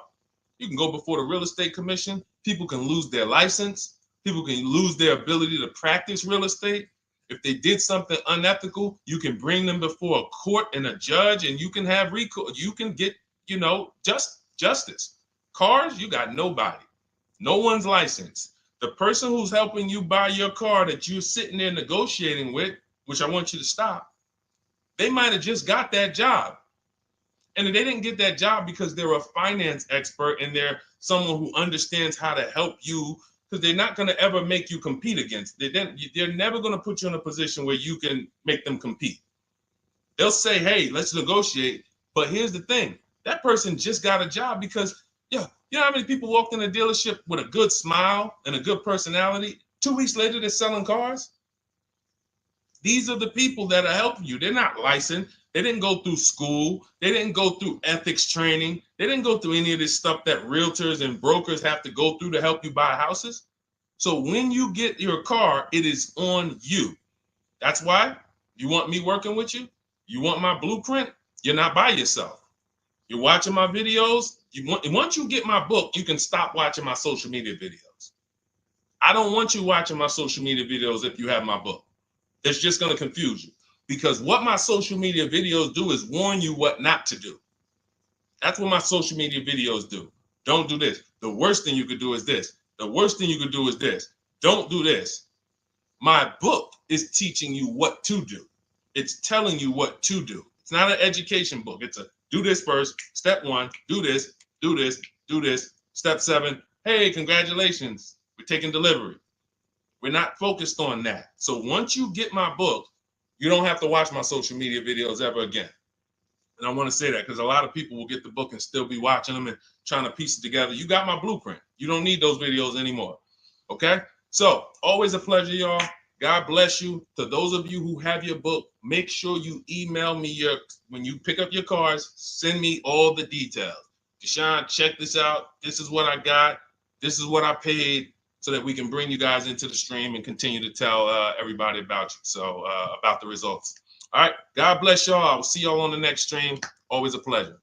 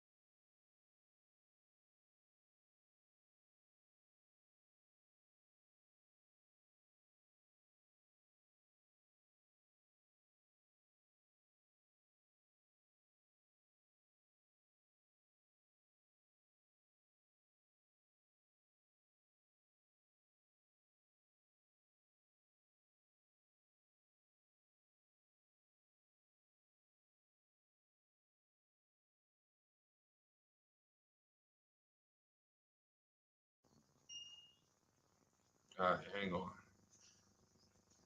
Welcome to Car Shopping Questions and Answers. We are going to be going deep on all your car shopping questions. No question is off limits. And if you don't know me, my name is Deshone the Auto Advisor. We're already up and running on TikTok. We got our first couple questions about to come in, but I need to get back on Facebook because we have to start Facebook, YouTube, and Instagram at the same time, or it's not going to work. So let me it's all good. Stay right there. And I want you guys to start typing your questions. We'll be here for a powerful hour, and I'm just going to go through as many questions as I can in an hour. And we're going to be talking inside stuff. I don't hold back. Some of you know who've been on the stream with me. I do not hold back when it comes to questions and what we do here. So let's just go on Facebook. All right. Hang on. Let me throw the link up. Perfect. Yeah. All right. Okay. We're good to go. Dolan, you can bring the first question in. And let me give a new. Welcome, Facebook. We're on 4 platforms right now going live for car shopping questions and answers. Type your questions in below, and we're going to make sure we get to them. All right. It's not easy getting 4 platforms live at the same time. And we have 2 TikTok channels that we're live on at the same time. So everything we'll be talking about is out of my new digital book, Cars from Home, 7 Steps to Saving Time, Money, and Avoiding Dealerships. I have a special link for you to get a copy at 75% off in my TikTok bio, in my Instagram bio, or in the YouTube or Facebook comments for the next 30 minutes. Let's rock and roll. All right. First question comes from Scott on TikTok. I'm trying to buy a new pickup truck in New Jersey. Not sure how to do it. Well, the first thing we want to do is decide whether we're going to buy or lease. If you're keeping this truck longer than 8 years, then you should be buying. Once you decide whether you're going to buy or lease, and that's how you're going to avoid depreciation. Like you could save a ton of money on this truck, but if you trade that truck in 3 years, 4 years, you're going to lose a lot and you're going to just be buried because you're losing too much over the first 5 to 7 years of the truck's life cycle. So if you're like Deshone, I'm keeping it more than 8 years, no need for me to think about leasing, all good. Now we're going to move to what we call the equity assessment. Do you have any vehicle that you own right now that you need to replace?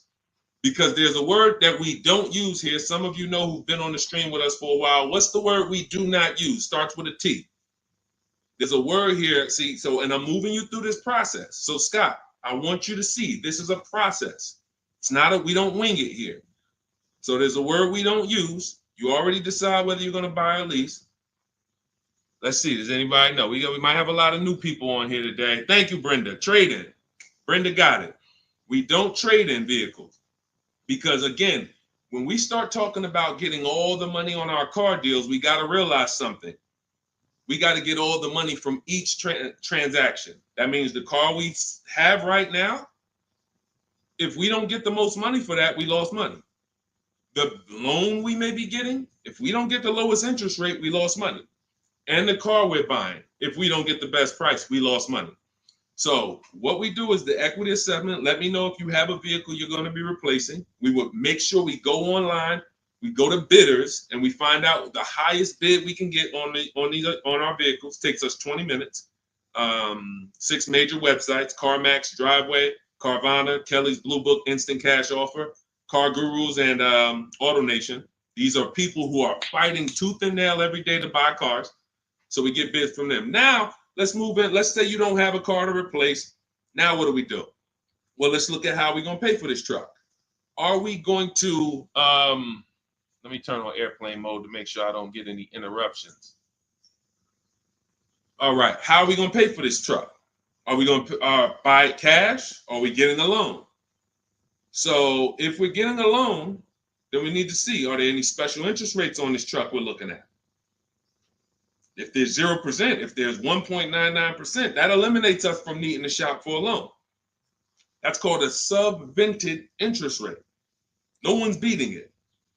So when you guys see like Honda, if a vehicle you're shopping for has a 2.99% interest rate, 1.99, that eliminates us shopping. But there's one parameter we must look at in the fine print. What's the term? Is it for 3 years? Is it for 5 years? If they give us 0% for 3 years, a lot of people can't afford that payment. Interest is great. There's no interest. It's free money. But you got to be able to afford the payment based on the term. Then we move into looking at, is this a quality truck? It's a very important step. Let me tell you what happened. People used to buy Range Rover. When I worked at Mercedes, we had a Range Rover dealer right next door. People come in and get a great deal on a Range Rover, come in, feel like, okay, I won. That truck's in the shop every 90 days. Every 3 months. Lights going off, it's on a flatbed. We had people going in that dealership, literally. Maserati had a couple models, same thing. But there are domestic models too. There are import models. There are Japanese models too that have issues. So what we do is we do a quick search, takes us 5 minutes. Nothing that I'm talking about takes more than a couple minutes. In fact, our entire process to buy cars that I teach, my 7-step system, is 90 minutes to 2 hours. You can get the best, you can get below market deals on any vehicle in no more than 2 hours. So, but we can't get a below market deal and then find out we bought a bad vehicle. That means we lost. So whatever truck you're looking at, you would type that truck into Google and you would type, for example, 2024 Chevy Silverado, and you would type in initial quality. Initial quality, guys, is going to tell us what the data says about the vehicle in its first 90 days. That's initial quality reports. That means when people get it, all the owners, the thousands of owners that are buying this vehicle, what are they saying in the first 90 days? Are they saying the electric, are they saying it's hard to manage? It's too complex, there's issues. Initial quality we look at and we skim Google to see if we see any red flag articles. Then we switch initial quality to reliability. Reliability is what are people saying the first 3 years? Does this vehicle have a history in the first 3 years of having issues? Maserati owners who was buying these Ghiblis and buying things back in the day, the Quattroportes that were having issues, they would have saw that. And they would have made a decision not to buy those vehicles. These things, this 5-minute exercise prevents you from nightmare ownership experiences. Paying less than everyone is one part of this deal, guys, of what I want you to get. That's one part of it. Getting a quality vehicle is the other side. And you can't have one without the other. Great price, not a quality vehicle, we lost. Quality vehicle, we paid market value or above market value, we lost. So we need to get both. So then once we find out, okay, the vehicle I'm looking for, it has great marks, there's no red flags, now we move into getting offers. And very simple, we get offers right from home. That's why everything I teach is called Cars from Home. Cars from Home. It's a mindset and it's also a process. We sit down here and we contact dealers online. I have something in my book called the 25 to 5 strategy. That means we're connecting with 25 dealers in 20 minutes and we're going to get 5 offers. It is important that you must get 5 offers because 4 of them are going to be overpriced. I can guarantee you that. Right now I've worked with 2,200 people personally around the country, and we have about 9,000, approaching 10,000 people that have my digital book, Cars from Home, in their hand in the last 4 months. So when we look at the data, not to mention I shop myself, you know what I'm saying? I've used this. I know you may think every dealer has the same price. They're all different. They're all different. That's why your best deal, and pay attention to what I'm about to say. In fact, hit the share button if you're locked in. Share this with one friend because one friend might be out there shopping right now, overpaying. All right. Oftentimes, the dealers that are the closest to you are not going to give you the best offer because they think they own you. I'm going to say that again. When a dealer sees your zip code come in, when I was in the dealer, we used to get we call them leads. Anyone in sales, you know the term leads.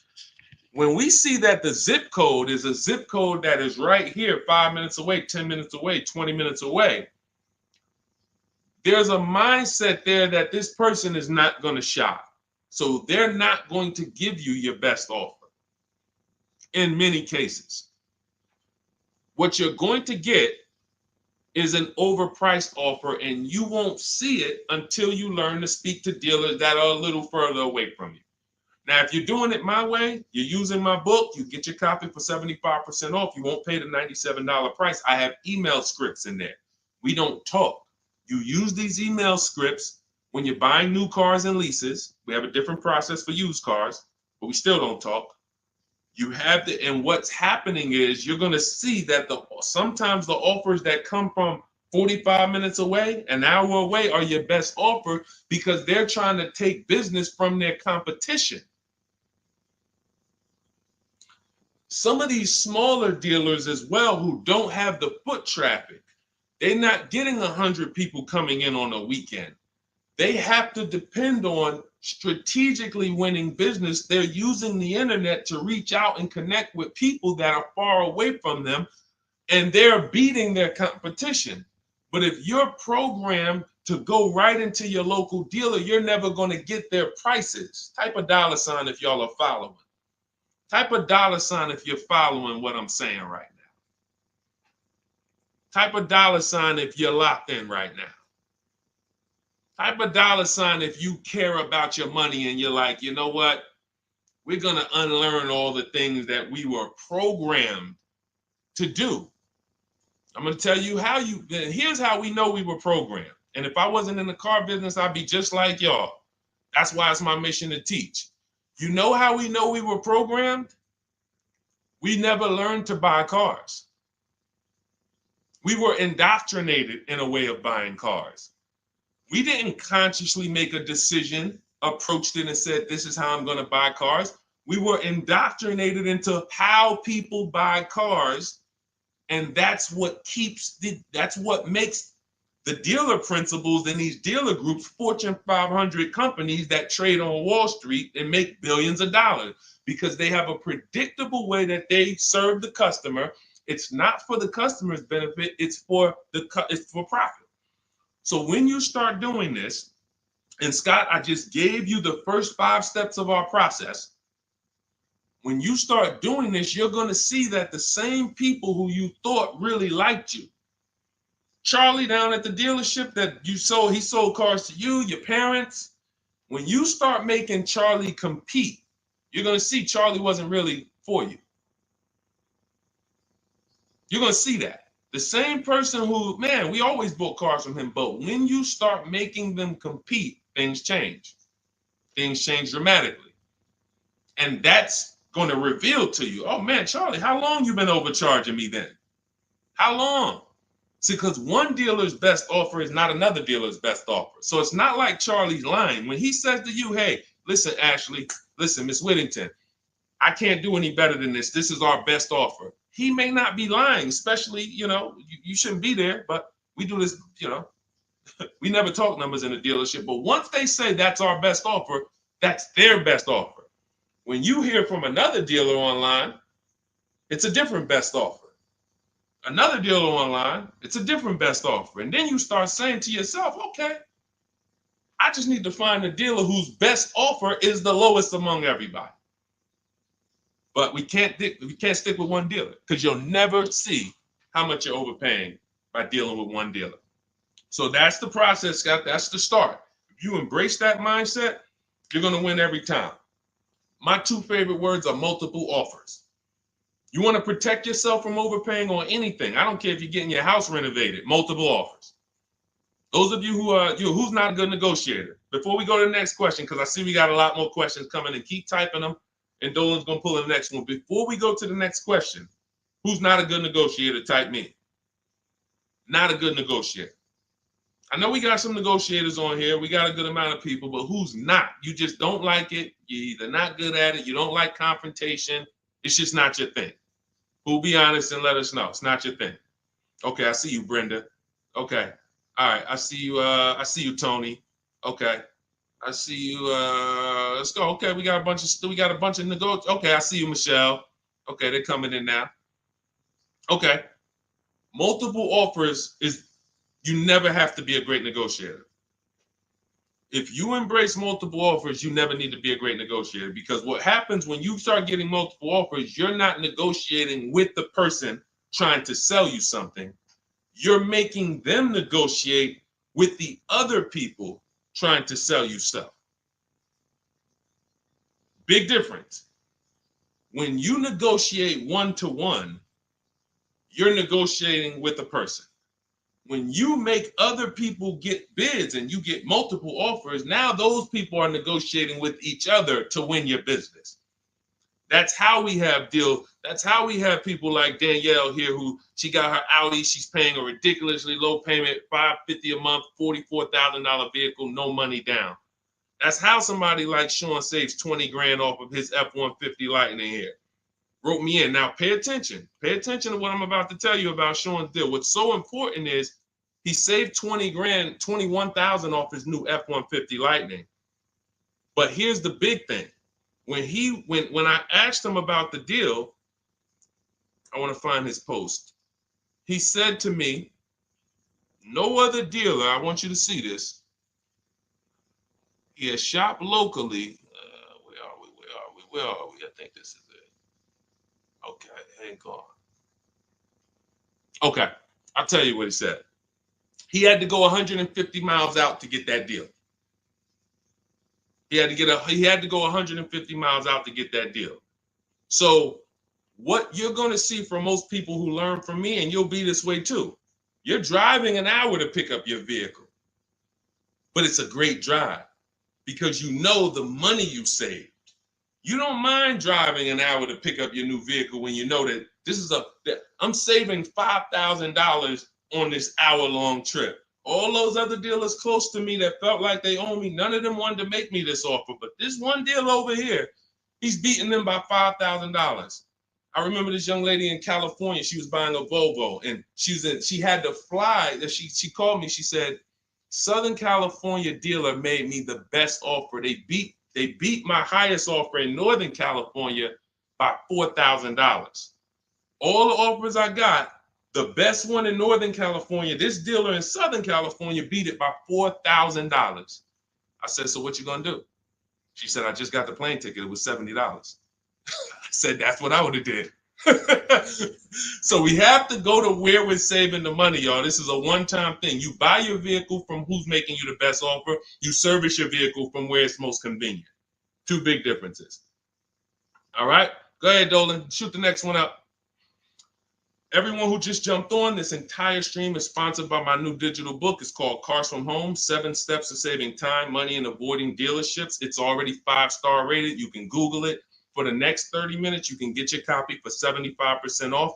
It's my entire blueprint of leasing step-by-step, getting below market leases, getting below market purchases, getting below market pre-owned deals step-by-step, making banks bid for our business step-by-step. Now, 30 minutes only. After 30 minutes, the price goes back up to $97. So you can click the link in my TikTok bio, click that picture of me, or click the link in my Instagram bio, and come back to the broadcast after you get your book. As soon as you pay on that thank you page, I want you to screenshot that. There's a link to open the book right there. So not only will I email you a copy, on the thank you page, you click a link, and that book is right there too. So, and then for those of you on YouTube or Facebook, we have the link showing below.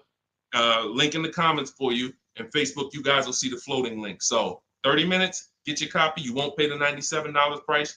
You'll get yours for $24, and you have everything step by step. You won't have to remember any of this or watch my social media videos anymore. Okay. Scott says, dude, just wondering if you've heard of the Ford Flex Buy program, and if so, what are your thoughts? Well, let me do a little research on this. Hang on, because we can find out if this is going to be good for you or not. Let me tell you how easy it is when you figure this, Scott, when you grab this mindset, when you unlearn this. Hold on, they're saying they couldn't hear me on TikTok. Okay. Well, as long as you could, well, I know you guys can hear me here. We're on 2 TikTok channels right now. So let me see here. I'm pretty sure. Give me a, before we hit this question, let me make sure. Can you guys hear me on TikTok right now? Type yes.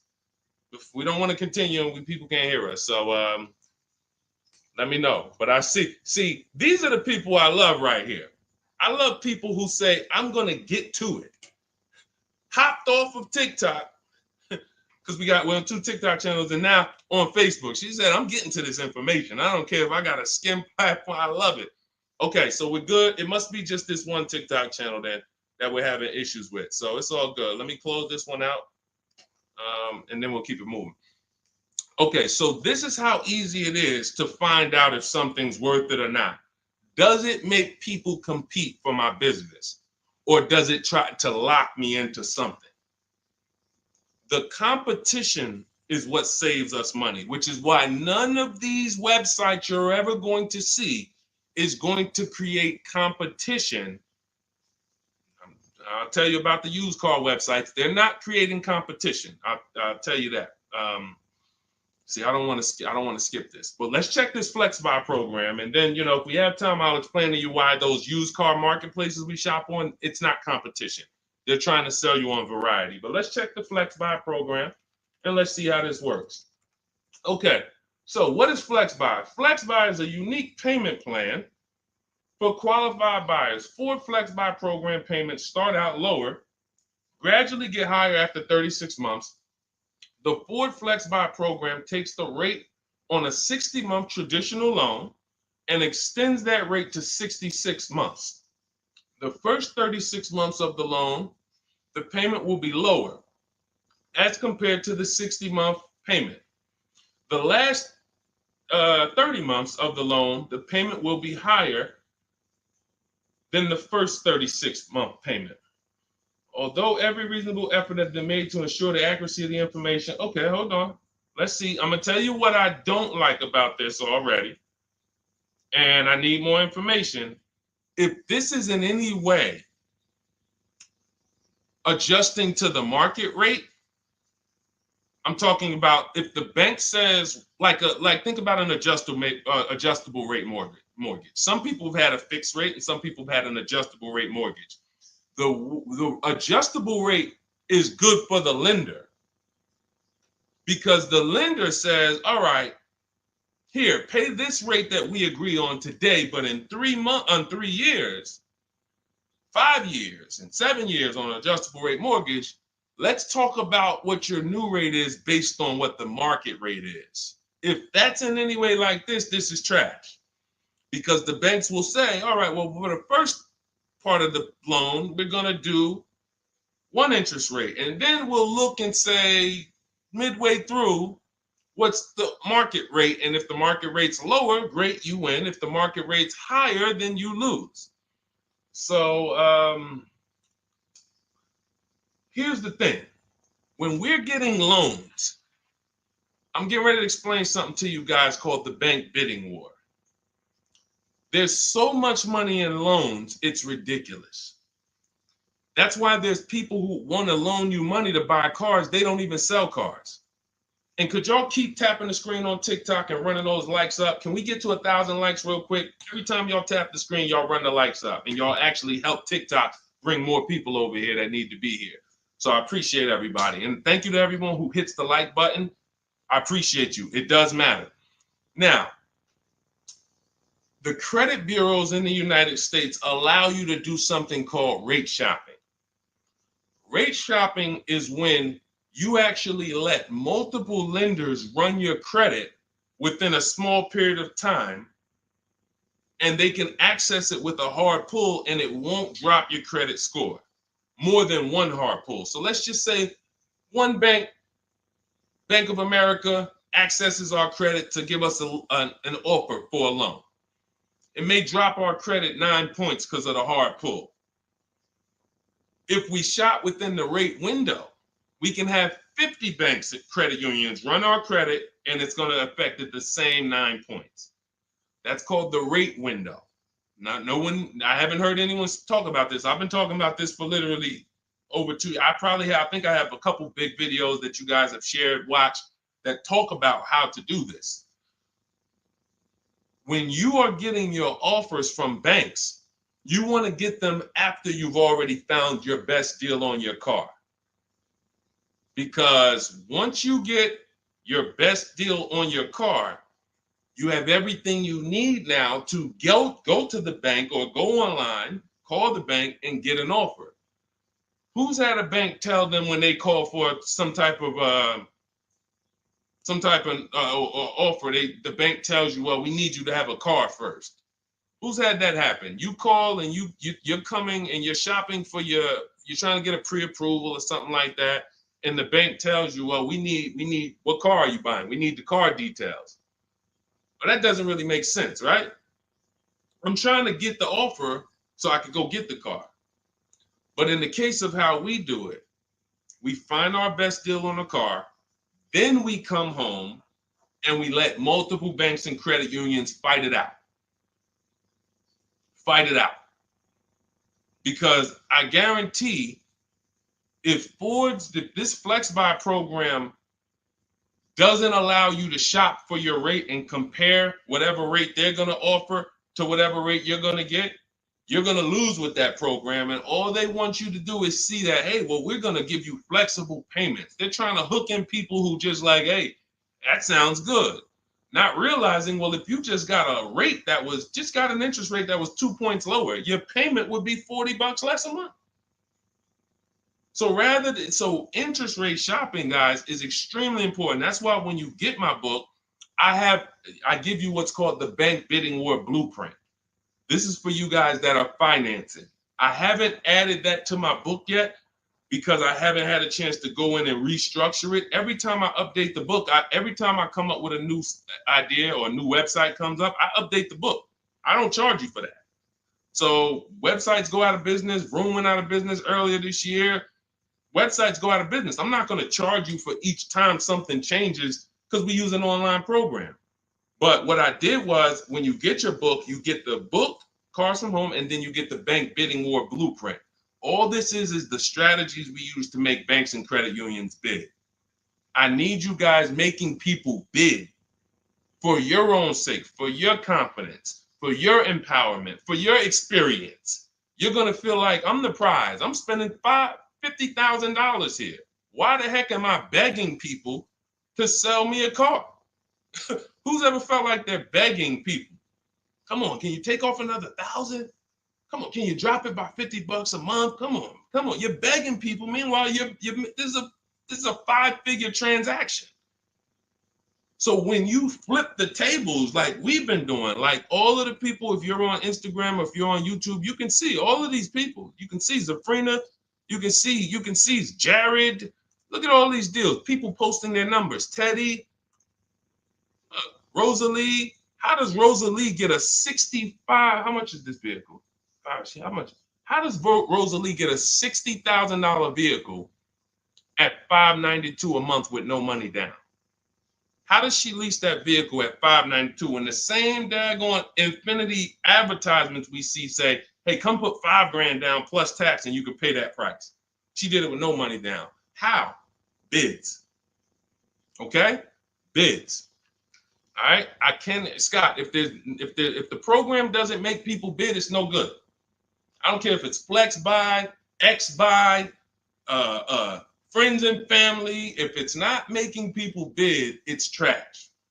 It's for them, not us. Okay? I think I beat that horse down. So we can go to the next question now. Go ahead, Dolan. Remember, everybody, you have 30 minutes to get your copy for 75% off. Make sure you save my support email just in case you type your email wrong. Sometimes the book doesn't end up in your inbox. Just hit support, send them an email. My team works 7 days a week. Hey, didn't get my book. They'll get you a copy. We want the book in your inbox. We want you using it immediately. All right. This is Lorraine Celine. Thank you. I followed you in your advice on shopping for a used car, and I bought a 2007 Honda Accord at a great price. Thank you for your knowledge and advice. Amen. Congratulations. Enjoy it. Honda's a great vehicle. If you took the steps and made sure you were getting a good one, title, service records, accident history, a great Honda Accord is incredible. Even some of these vehicles, guys, long-term owners, some of you long-term owners, you need to understand which vehicles have the best longevity records. And Honda Accord is one of them. Congratulations, Lorraine. Enjoy it. God bless you. Go ahead, Dolan. Next one. Buying a Porsche Cayenne Coupe. Need help. Okay, well, you sound almost like Scott. We started with the process. How many years are you keeping the car? If I could find my, oh man, I don't have time to find it right now. I know why. There's a young lady who came. I want to tell you something how important deal structure is. Who was taught never to lease a car? I want you to be honest. Type me if you were taught never to lease a car.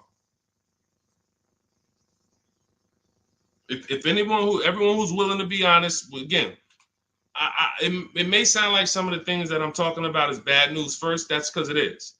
I have to give you the bad news first, and then we get to the good news. All right. So now I see some misconceptions coming out already. I see Wanda. Okay. I see Black F22. He said you never own it. I want you to understand something about what you just said. If you're a person who keeps that car 8+ years, then you can own it. I'm going to tell you why. Cars depreciate like this. Cars drop in value like this. This is the scale. That's why you buy a car today for $40,000. 5 years later, it's worth $18,000 or $15,000. You're losing value. People care about this. You know who cares about this more than anyone? You guys, you know who cares about this more than anyone? Banks. Banks. Banks don't want to own things that do this. Now look, Black is coming with a lot of stuff right now. Let's talk to Black. And let's talk to the people like Black, because Black is somebody who will tell you never lease a car. He just said you're basically renting it. You never own it. Now let's get to the point. I want to show everyone on here. Thank you, Black. I'm glad you're here because we're getting ready to use this as an opportunity to prove a point. Let me take let's look at Ansley's deal he just got leasing. And we'll talk about mileage. You can build lease mileage up to 30,000 miles per year. So it doesn't matter. First thing people think, well, leasing, they limit you. No, you pick your mileage on a lease. You choose the mileage. I've had people who lease 30,000 miles a year, 25,000 miles a year, 18,000 miles a year. You pick the mileage. Now, whether you drive or whether you lease or buy, this is what your vehicle is doing. You're losing money day by day. So when you go and you buy a vehicle, you're losing money day by day. The reason I created the 8-year rule is for you to understand that at some point, you stop losing value day by day. You lose less value. This is what we call beating depreciation. It comes with long-term ownership. But let's look at Ansley's deal so that we can put this leasing versus buying to bed and show you how many of you have overpaid by thousands and thousands and thousands of dollars that you can't get back listening to people who tell you leasing is renting and all of these horrible financial terms. Let's go to the numbers. So Ansley gets a 2024 Infiniti truck. It's a $58,000 truck. If you're watching on Instagram or YouTube, you can see this. It's a $58,000 truck. Guys, some of you know because you've seen some stuff, every $5,000 on a loan is how much per month? Every $5,000 we borrow on a loan, 5 years, is about how much per month?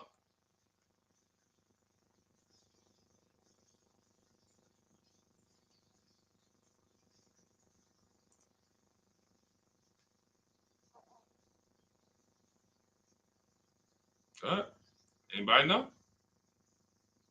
Thank you, Michelle. 100 bucks. Told you, shout out to the people who tapped in, locked in, locked in. See, I love the people who are locked in. It's some people who just, they sleep at the wheel.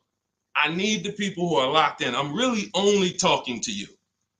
Now, that means this vehicle that Ashley went in to get, his $58,000 vehicle, if he would have just said, all right, I want to buy it because I was taught leasing is renting, how much is it going to cost me a month? No money down. Let's figure, we're going to compare apples to apples. No money down, because when you put money down into the deal, that confuses you. That actually makes you think you got a better deal than you really did. When you evaluate deals with no money going into them, it's easy to see where the best value is. Now, Ashley would have been paying $1,200 a month for 5 years. $58,000. That's not even full tax. Let's just round the tax to 60. Let's just say 1,200 bucks a month. But Deshone, what if he got a good discount? Okay, I'll give you one better. Let's go extra conservative and let's play that game. Let's pretend that he's using my strategies and he found out a way to save a huge amount of money off this brand new Infiniti. He's getting bids, he's using my strategy, but he's not leasing because he's been programmed not to lease. So he's not leasing, but he's going to get bids. Now he saves $10,000 off the price of this brand new vehicle. $10,000. So instead of financing 60, he's financing 50. What's his payment, everybody? What's his payment? We just said every 5,000 bucks is 100 bucks a month. $50,000 vehicle, what's his payment? 1,000 a month. 1,000 a month. Okay? Now that's with a super discount. That's with a discount that's like anybody would be happy to save 10 grand. I'm proving the point here that you cannot get a good deal if you buy, but you should have leased. You lost. Big time. Now watch this. He's leasing and his payment is $554 a month.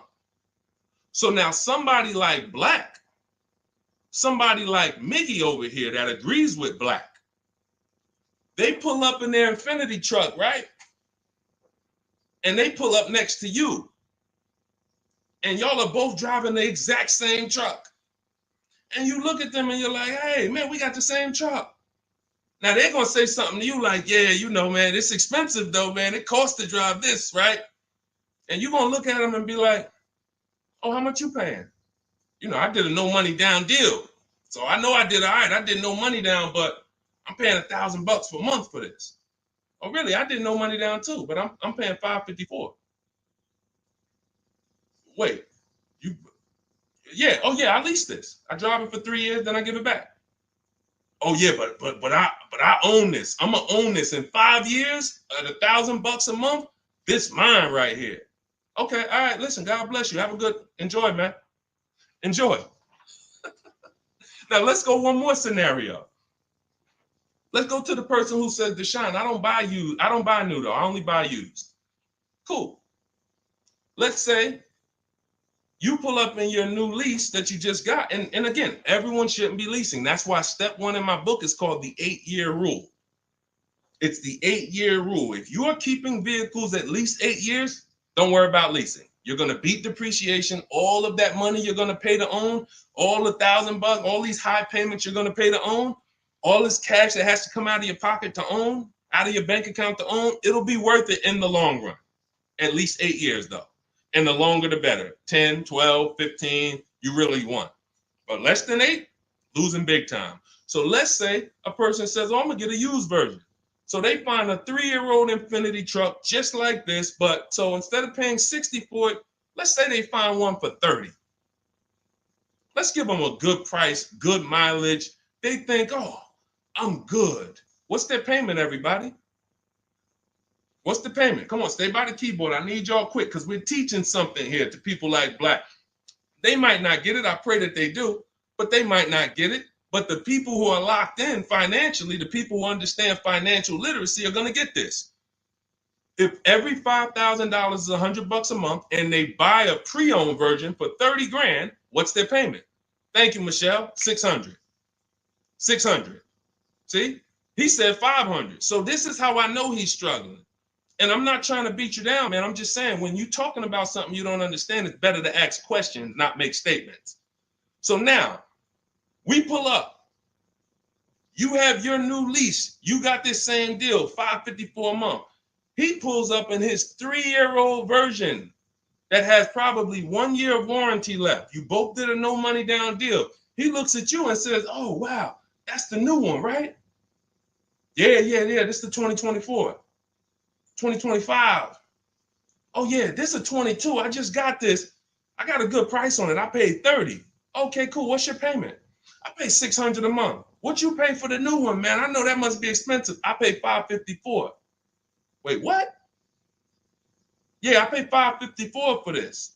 No, you put a lot of money down, right? No, I didn't. I gave him $554. I drove off.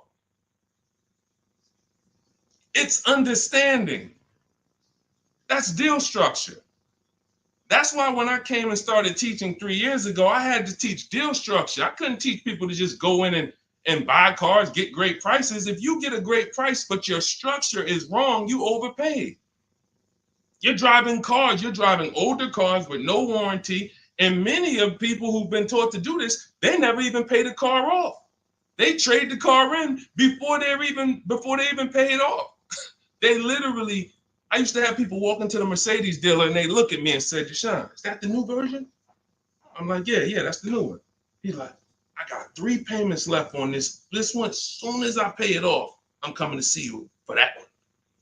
So this is a person who paid these high payments because they wanted to own. They thought they were going to own. As soon as they get their title, it's like running a marathon. Oh, these high payments, these payments are so high, but one day I'm going to pay this car off. And then as soon as you get to the end of the race, you go start another race. It's horrible. It's horrible. And so that's why we don't move into any other step before we get to the buy versus leasing. That's why it's step 1 in my book. So we can sit here all day and compare numbers. There is no comparison to a person who's getting great lease deals versus a person who's buying. It's not even close. We're driving better cars. We're driving, they're usually always under warranty. We're paying cents on the dollar when you know how to get below market leases. I'm not talking about these commercials y'all see. That ain't nothing. We don't pay those prices. None of these people, look, you think Zafrina, who got a Jeep Grand Cherokee lease, and she paid Look, she's paying $527 a month. She's paying $527 a month. Oh no, that's Teddy. Hold on. You think Zafrina, who's paying $579 a month for a $66,000 truck, is ever going to she's not going to let this bad information get to her anymore. She's driving a $66,000 truck. So again, now let me, before we go to the next question, I'm going to just read some things from Black because he's over here typing. And I do want to give him the courtesy of reading because we just used him as a teaching moment. I think everyone learned. If you just got what I just taught about the leasing versus buying, type $sign. Just type $signs. If you got that point of me, see, no one talks to you about payments. They say things like never lease, always do this, always do that. But they never talk numbers. The reason why we go straight to the numbers is because the numbers don't lie. They say men lie, women lie, numbers don't lie. So when we go to the numbers, shout out to everybody. I see y'all. I see y'all. I see you, Wanda. I see you, Tony. I see you, Michelle. I see you, Megan. I see you, Brenda. I see you, Federico. That's the name of the game, is putting your deal on the right foundation so that you know, again, like I said, banks don't want to own vehicles. Think about that. Banks don't want vehicles that are not bringing income in. They don't want a depreciating asset on their books because today it's worth 40, tomorrow it's worth 39,800, the next day it's worth 39,700, the next day it's worth 39,600. That's what a depreciating asset is. They don't want them on their books in the short term. They're in the short-term business. And some of us are in the short-term business too. The only people that are winning long-term with purchases are those of you who keep your cars 8+ years. Because you beat depreciation. All right, so Black said, nah, bro. Okay. Keyword, no money down. You put 10 to 20% down, then it's a different story. You can't make this stuff up. Let's go. You cannot make this stuff up. Watch this, y'all. Watch this. I just compared 3 no money down transactions on the same vehicle. 3. New, used, new lease. 3, no money down. I'm telling people that when you don't put money down, you can clearly see what you're really paying. You can clearly see what you're really paying. Black comes in, he proves our point, which is he's going to put 10 to 20% down. Now he's pulling up next to you in your lease, right? You're $554 a month, brand new, fully warranted, all the latest and greatest features. Now he puts 10 to 20% down on that's $10,000 to $12,000. Think about this. He pulls up and he has a similar payment to you. So he feels like we're alike. He feels like we're pretty close. In fact, he may even feel like he's doing better than you because he's purchasing his and you own yours. I mean, you're leasing yours. But watch this.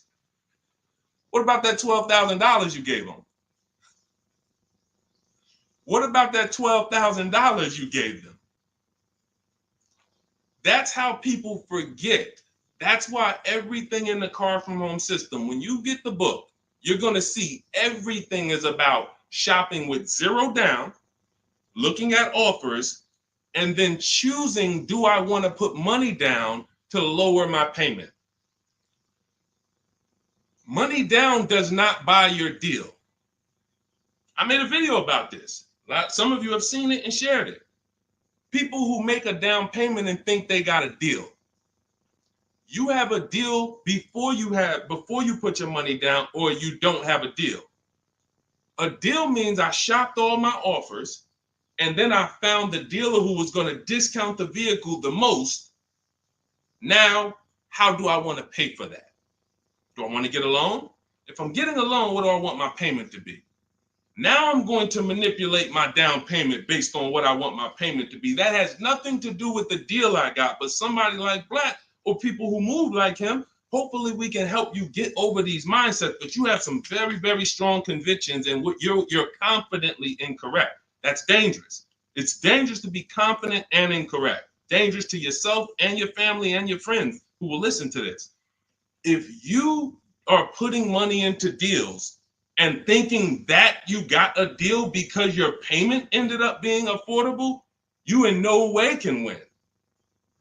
First of all, you're letting the dealer manipulate two things: the price of the car they're selling you and the interest rate that you're getting from them exclusively. If you were just separating your loan from your interest, from the purchase, you would see that that's a losing strategy. You can't compare a person who's driving a brand new vehicle paying a low payment to a person who's paying the same payment but gave the dealer $12,000 to get to that payment.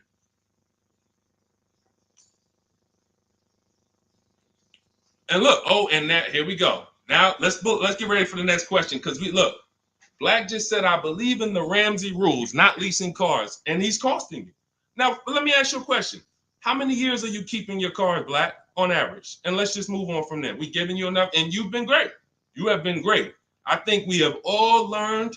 You've given me a lot of things to be able to teach the audience who's willing to learn, but there is in no way, shape, or form. 3 to 4 years. My man, you are losing like crazy. Look, he's buying cars like this and flipping them.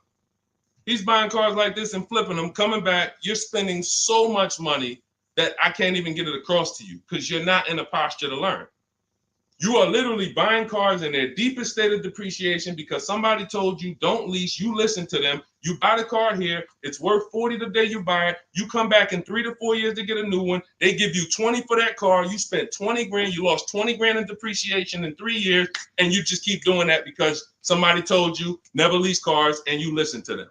The payments I'm showing you, it's not clicking. The fact that the same car you bought for $40 that you're going to get $20 for, you're paying $40.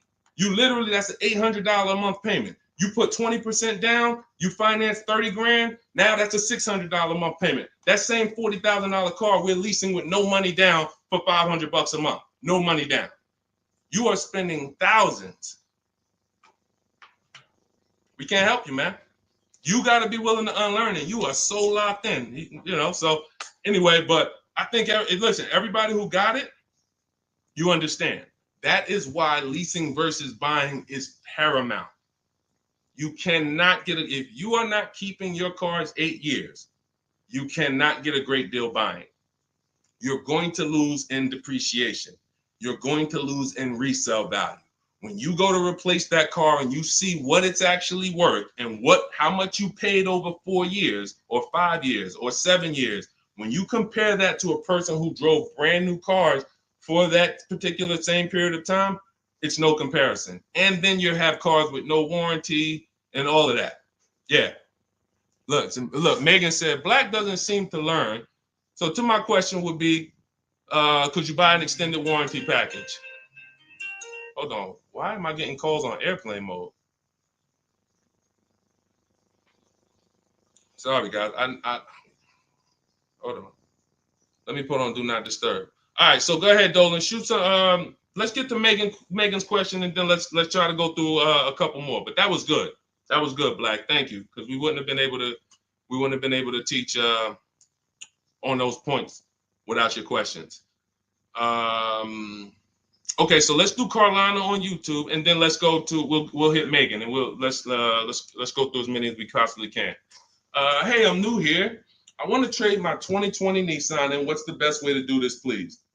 Okay, so you have a 2020 Nissan. That's a vehicle that's not 5 years old. First thing you would do, if we were talking, I wouldn't let you buy. Unless you're telling me you're going to keep the next car 8 years, you're losing, because that 2020 Nissan, first thing we want to do is decide whether we're buying or leasing the next vehicle.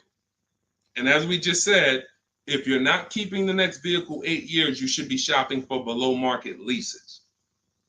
Then you want to now see what is the most money you can get for that Nissan. We don't depend on a dealer to tell us. You're going to go to these 6 websites. These are 6 websites. You do this in 15 minutes. You're going to find out what that vehicle is truly worth. You find out what your vehicle is worth with offers, not with anything else. Offers. So go to CarMax, Driveway. Write this down. I told you, stay locked in because we do dialogue here. It's not just me talking. Unless you got a notepad, you got to stay locked in and ready. We're going to go to CarMax. We're going to go to Driveway. We're going to go to Carvana.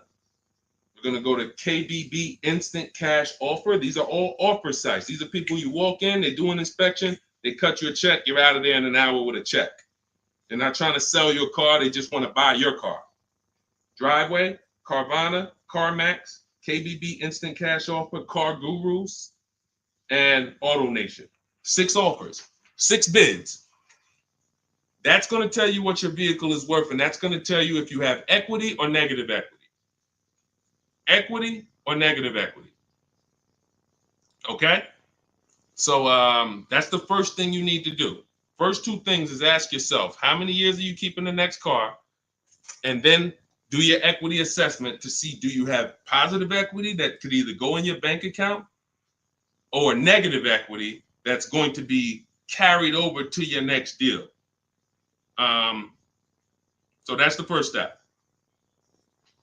Okay, do that first. Now, here's the beautiful thing. When I was at the dealer, I would have people who walked in as soon as I asked them how many years they were keeping the car. If they were telling me 5, like, remember the guy I mentioned a little while ago on the stream? I said he comes into the dealership. Hey, Deshone, is that the new one? As soon as he gets his title, he comes in and trades it in. I told him, there's no point in you waiting for the title. First of all, you can replace a vehicle without the title. That's fine. But again, he was taught, hey, I got to wait for my title, and then I make a move. So he always has a payment. 5-year loan, 6-year loan, pays it off, gets a new car. He always has a payment. It's just super high. But what I would do if he was listening, if he was open to financial advice, I would tell them, you're going to cash that vehicle out. That means you're going to sell this vehicle. We're going to give you a check for that. So whatever it's worth, 15, 18 grand, it's paid off. That's going to go in your pocket. Now, what he was used to doing was, well, whatever it's worth, don't I have to put that down on the next vehicle to be able to get my payment where I want it? And this was the best news I was able to deliver. This is why, and if you talk to anybody in New Jersey who dealt with me, this is how I've been. I've been the same way. From the minute I started learning about financial literacy when it comes to cars, I was a consultant educating my clients on how to keep the most money in their pocket and drive the best cars. When he would say, well, I say, are you familiar with leasing? And I would ask, how much do you drive a year? And he would say, I think about, maybe 13, 14,000. Say, let's go look at your old vehicle. We look at your old vehicle. We see, okay, yeah, based on what's on the mileage now, you drive about 14,000 a year. Here's what we're going to do. Whatever your car is worth, you're going to put that in your bank account. Let me show you what a competitive lease would look like. I make him the offer. He's like, wait a minute. This is my payment, and I could drive as much as I want. That's it. You could drive the same amount you've been driving. So I'm paying less than I was paying to own this thing? And you about to give me a check back for 12 grand, 15 grand? Yeah. This is what I want to do for the people who have been programmed that buying cars is how you should do it. Again, long-term owners, you should not be thinking about leasing. But here's how I know you need it in your tool belt, because your daughter may not be a long-term owner. Your spouse may not be a long-term owner. Your friend or whoever may not be a long-term owner. See, typically how you do things is how you teach other people to do things. So if you are keeping your cars 8, 9, 10, 12 years, you probably think everyone else is doing that. But your kids or your family members or your spouse, they may want to drive for 5 years and then they're like, all right, this stuff's starting to go wrong. You said the warranty is up and this got to cost $800 to fix, $400. Let's just go get a new one. Those are the people who don't have the values to keep a car long term, and you should not be buying cars for them. They should be shopping for. Now, both cases, you need below market deals, but it does not. But knowing how long you're going to keep the car is how you're going to beat depreciation. So all of this is in my digital book, guys. Everything I'm talking about on this stream is in my step-by-step book. A lot of what we talk about on these streams and in my social media videos is what not to do. My book is about what to do. It's like, do this, do this, do this, do this, steps, check it off the list. Next thing you know, you got below market deals from home. There's only 3 things we go into the dealership for: test drive, have our car appraised, and to pick up a car. We are not there to shop. We're not there to get numbers. We're not there to negotiate. We do all of this stuff from home. So for 30 minutes, if you visited the website already, you'll see the timer, 30 minutes, you can get 75% off your copy. It'll be in your inbox in literally seconds. And as soon as you pay, in my TikTok bio, in my Instagram bio, Facebook, we have a link floating for you. You guys should be able to see the link. And then Instagram, we have YouTube, we have a comment pinned for you guys. You'll have the book, but as soon as you pay, you're going to see the thank you page. It says screenshot this page. You'll see my support team email. Sometimes you type your email wrong. Contact support if the book is not in your inbox in literally 5-10 minutes. Also, as soon as you pay, you see a link that says open your book below. So there's 2 ways I'm delivering the book to you. Right there as soon as you buy, but I'm also emailing you a copy. But sometimes, we fat finger the keyboards and there's a letter off. So make sure you hold on to my support team's email and hit them up. Okay, good stuff. Get your copy. Listen, once that clock hits 0, the price is $97, which is still worth every penny. If I missed it, I go back and look. Knowing what I know, knowing what the people know, look at Tiffany. Look at Tiffany's deal. Look at Tiffany's deal. Matter of fact, let's show Vicky's deal. Look, thanks to your books and your methods, I was able to get my new lease for a 2024 Volkswagen Atlas SE Peak Edition with the tech package for $175 per month less than my first quotes. I did it all online except for picking up the car. I put no money down other than my first month's payment and DMV, which is probably $200, and saved over $6,000 on the life of that lease using your negotiating scripts. We have email scripts. This is what I want for you. I want you guys not just getting cars. Everybody's getting cars. You'll see people posting their car. Oh, I needed an upgrade. Look, get a bunch of likes. Hey, had to treat myself. You'll never see the numbers though. I want you, every time you get a car, I want you just as excited about the numbers you got as the car. And this will make sure you get there. Go ahead, Dolan. Shoot the next one up. Okay, Brandon from TikTok. I've lifted the Denali truck. I owe $6,500 on it. It has 163,000 miles. It needs $3,500 worth of front end work. Should I fix it or trade it? I'm the only owner. I would make sure you get a second opinion on how much it's going to cost to fix. Lifted Denali is going to have a low resale value. But here's the thing: the cost of replacement is always more than the cost to fix. Always more. So if you got a truck, and again, your truck, you got a loan on it. You got a loan on it, 163,000 miles. I teach something: you shouldn't have a loan past the 10th birthday on a vehicle. Now you're going into a lot of risk. There's different boundaries we need to follow. But what I would do if I was you is I would make sure I'm not spending more than $3,500 unless I'm getting multiple mechanics to give me an offer. But I would see, what does it cost? What's the lowest I can pay to get this truck running? What if you pay $3,500 and it runs again for another 3-4 years? All day long. Because to get a new vehicle, $3,500 is coming out your house in probably 6-7 months.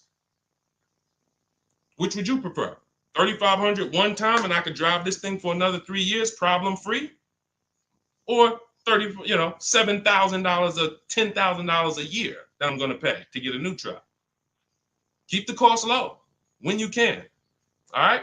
Listen, I'm going to jump off. Everybody, listen, we'll be back for another stream. We went deep today. I think we dug into stuff we've never dug into before. Thank you to Black for, bringing some information to us that allowed me to teach and help you guys unlearn. Everything you need is in my digital book, Cars from Home, 7 Steps to Saving Time, Money, and Avoiding Dealerships. Normally $97. It's 5-star rated. You can Google it. You can see all the reviews people wrote using it. But you won't pay $97 if you get to my TikTok bio or my Instagram bio before that 30-minute countdown expires. You'll get it for 75% off, which is $24. And on YouTube and Facebook, I have a comment pinned for you guys where you can get your copy for 75% off. Use it. Make sure you email me your success stories, and make sure you save my support team's email just in case you type your email wrong. Let's make sure my team gets you your book. All right. God bless you. Keep winning. Keep unlearning. I'll see y'all on the next one.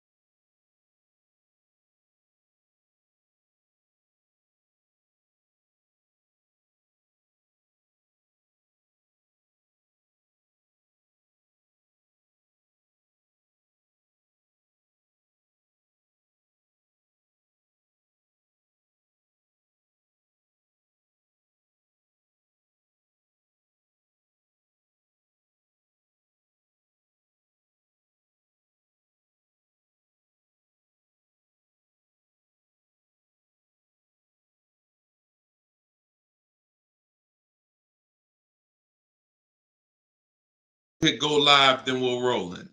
Jasmine from TikTok asks, what do I do when I can't afford the lease after 1 year? Great question.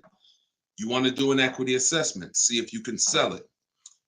There's two main ways to sell a lease. You could have somebody assume it. You can go to a site like Shop a Lease, and if you have a good car payment, you could list the car there and somebody could take over it, but it must be a good car payment relative to the deal. If you're paying, if you overpaid per month, then you're going to have a hard time getting someone to take over the lease. But if not, you can get rid of it there.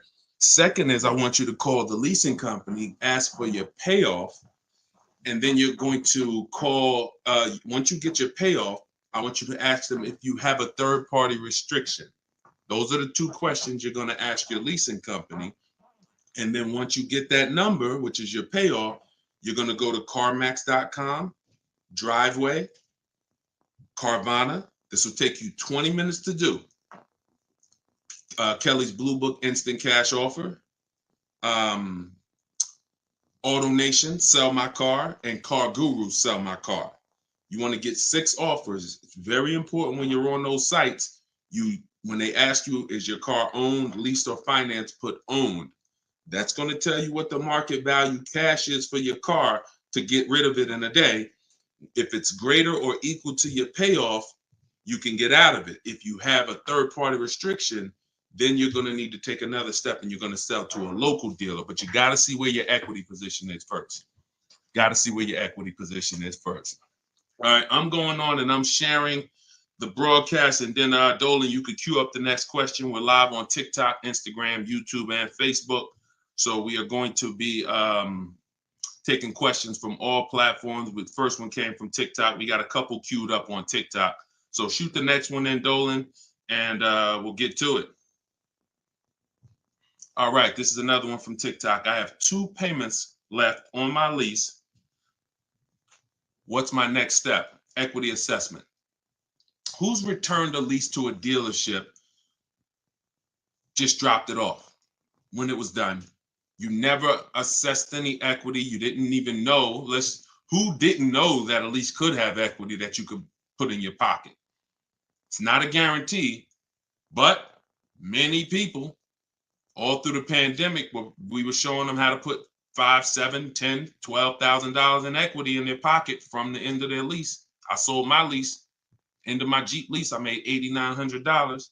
My mother made $10,200. Now that was when everything was worth 7 to 10 grand more than it's worth. That was when the market was once in a lifetime. But does not mean we will never return a lease without doing an equity assessment. If you've done it, I want you to raise your hand and say, you know what, I turned in my lease. If you ever just dropped it off, you can't do that again. You must know if you have equity, and you follow those steps that I just gave to Jasmine. I think that was Jasmine who asked the first question. That is what's called in my book, In my process, that's the equity assessment. That is what you do. Everything I'm teaching you guys is from my new digital book, Car Shopping for People That Hate Car Shopping, 7 Steps to Saving Time, Money, and Avoiding Dealerships. So every question you ask, when I answer it, it's going to be out of one of those 7 steps. And the equity assessment is step 2. You must do that before you ever return a lease for the rest of your life.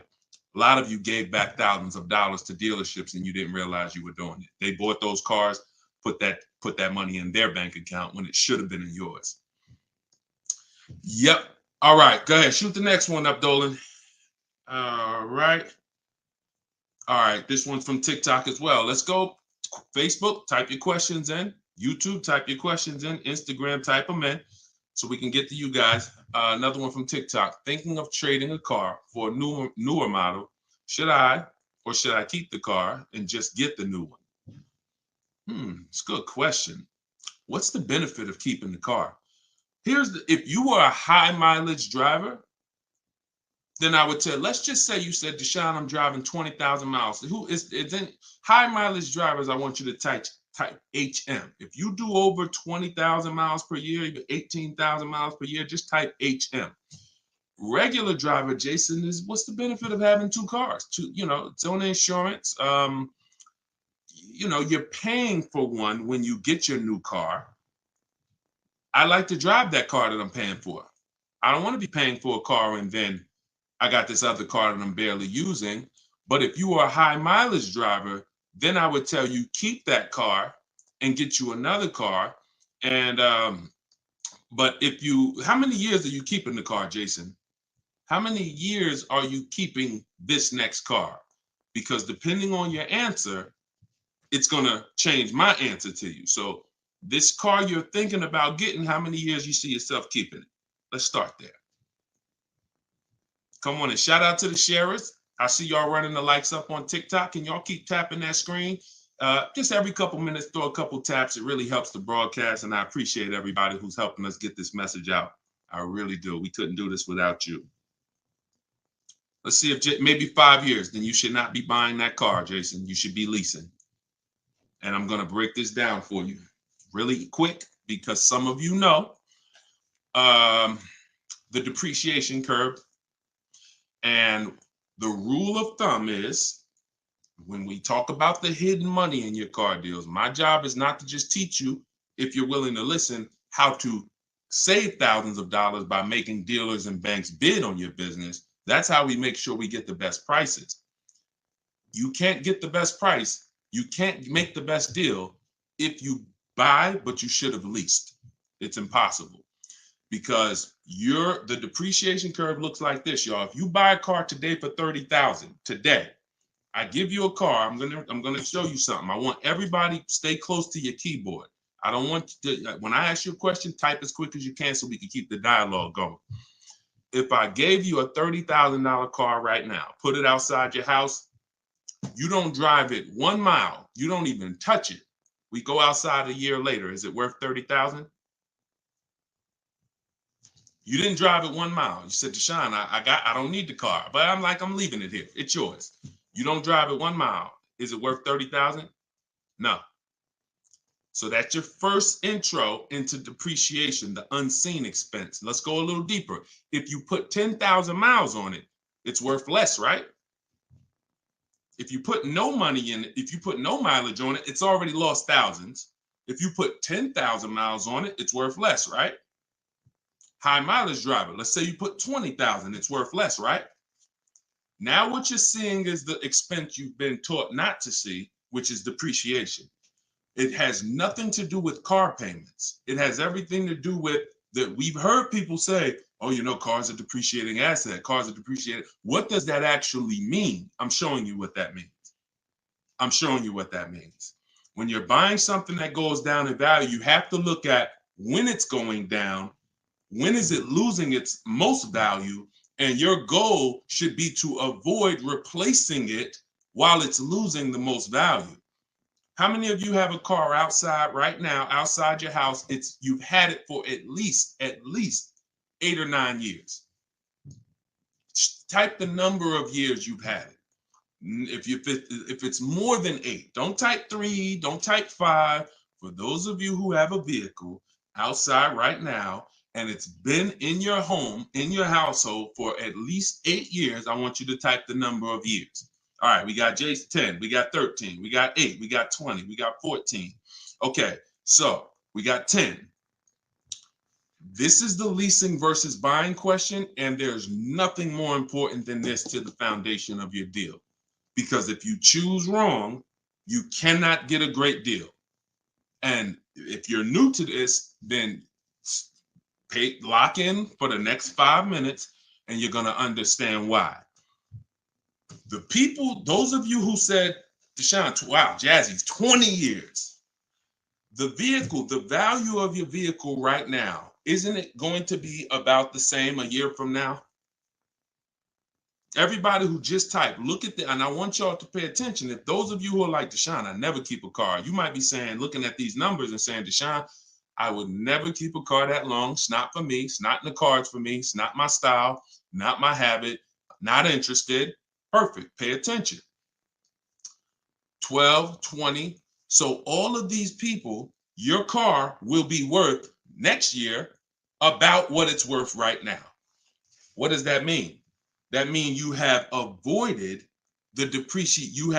You've won. The depreciation curve normally looks like this the first 5 to 7 years, but it starts to get like this the longer you keep the car. So now all of you who have answered, all of you who are watching them answer, their car depreciation curve looks like this now. It's not losing much value anymore. If you don't get to that level, there was no point in you buying the car because you're replacing it here. There's only 2 ways to go from to avoid this type of depreciation. Car was worth 30, now it's worth 10, 7 years later. It's only 2 ways to avoid that type of hit. One, you're going to keep it long term. If that's not you, you should be shopping for aggressive leases. Not these leases you see in the car, in the commercials, come pay $4,000 down and all of that. These are not deals. Aggressive leases are below market prices and they're pennies on the dollar compared to what you've been paying. You cannot win buying cars and switching them like this. That's why you always have negative equity. That's why you're always never happy with what you're getting for your car. You buy your car, you come back, look 3 years later, you see what it's worth. It's always disappointing because you're trying to literally get cash back out of something that is not designed to give you any value in the short term. Leasing or long-term ownership. That's why the first thing that I teach, it's called the most important question, is how many years you keep in the car. If it's not 8, then you should be leasing. It's not even a question. We'll go deeper on that throughout the show. Anyone who wants to know more about that, you keep asking, because once I open up that Pandora's box, it's like your mind is like, oh, but everything I heard about leasing, I heard it was bad. I heard you can't drive that much. I heard that yada, yada. They bill you for all of this stuff. All of those things, I'm going to help you unlearn because unfortunately, the people who taught you that were confidently incorrect, which is dangerous. Confidently incorrect is you're dangerous to yourself and others. So, all right, so that's the key. If that's the key, Jason, don't think about buying if you're not keeping 8 years. You're going to overspend. And we'll talk more about that throughout the broadcast. Feel free to ask follow-up questions. Go ahead, shoot the next one, and I'll go as deep on that subject as we need to for you to understand it. It'll give you some lease comparisons. You'll see what great leases look like, and you'll see how there are pennies on the dollar when you know how to get great lease deals. And that's the way you avoid the depreciation. Only 2 ways. Great lease deals, long-term ownership, 8, 10, 15 years. That's it.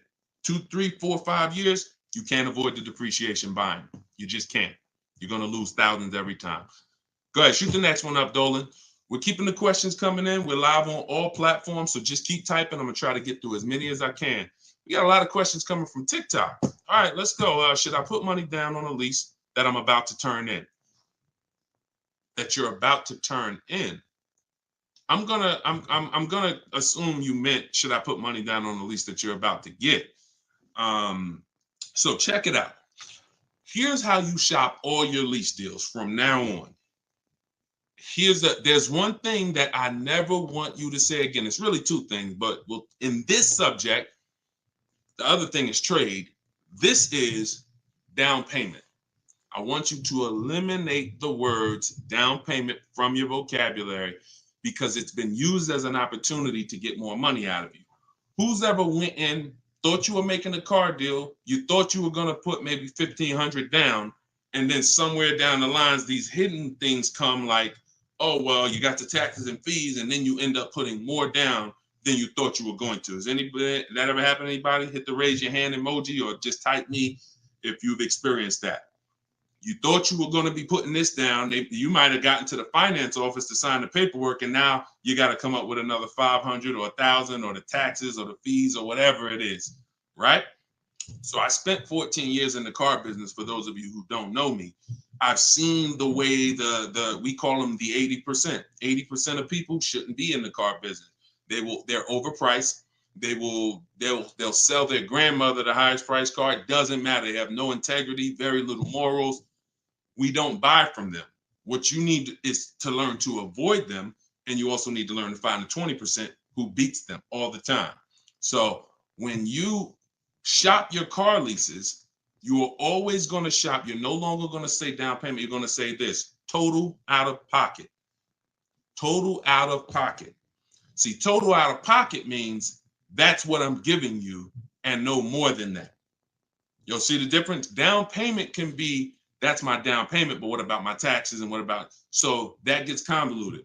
When you start using, hey, I'm only doing this total out of pocket, it's hard for them to switch it up, especially when you're adamantly aware of what that means. This is all the money that I'm putting out of my pocket. You could also say do it signing, but total out of pocket is probably more of a universal term. You shop your leases with 12,000 miles. Now, who was taught they limit you on the lease miles? Who was taught they only give you 10,000 miles? Because this question from TikTok, the person's asking, should I put money down on a lease?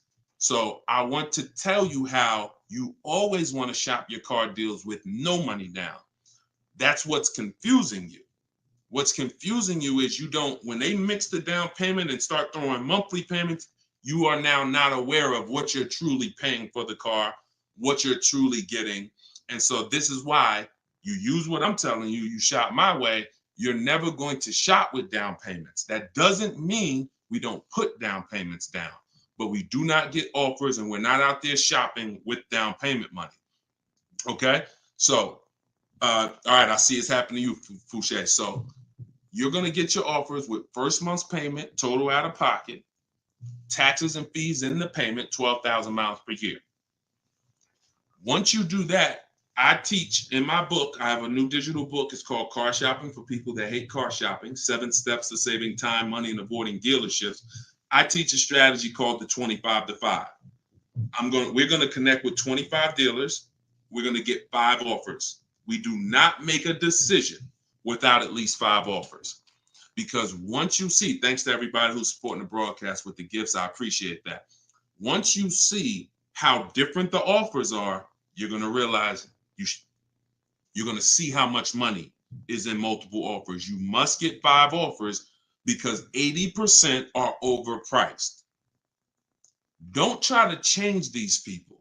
Don't question, oh, listen, why are dealers like this? Why are the 80% overpriced? Listen, Jim Rohn used to say, don't sign up for that battle.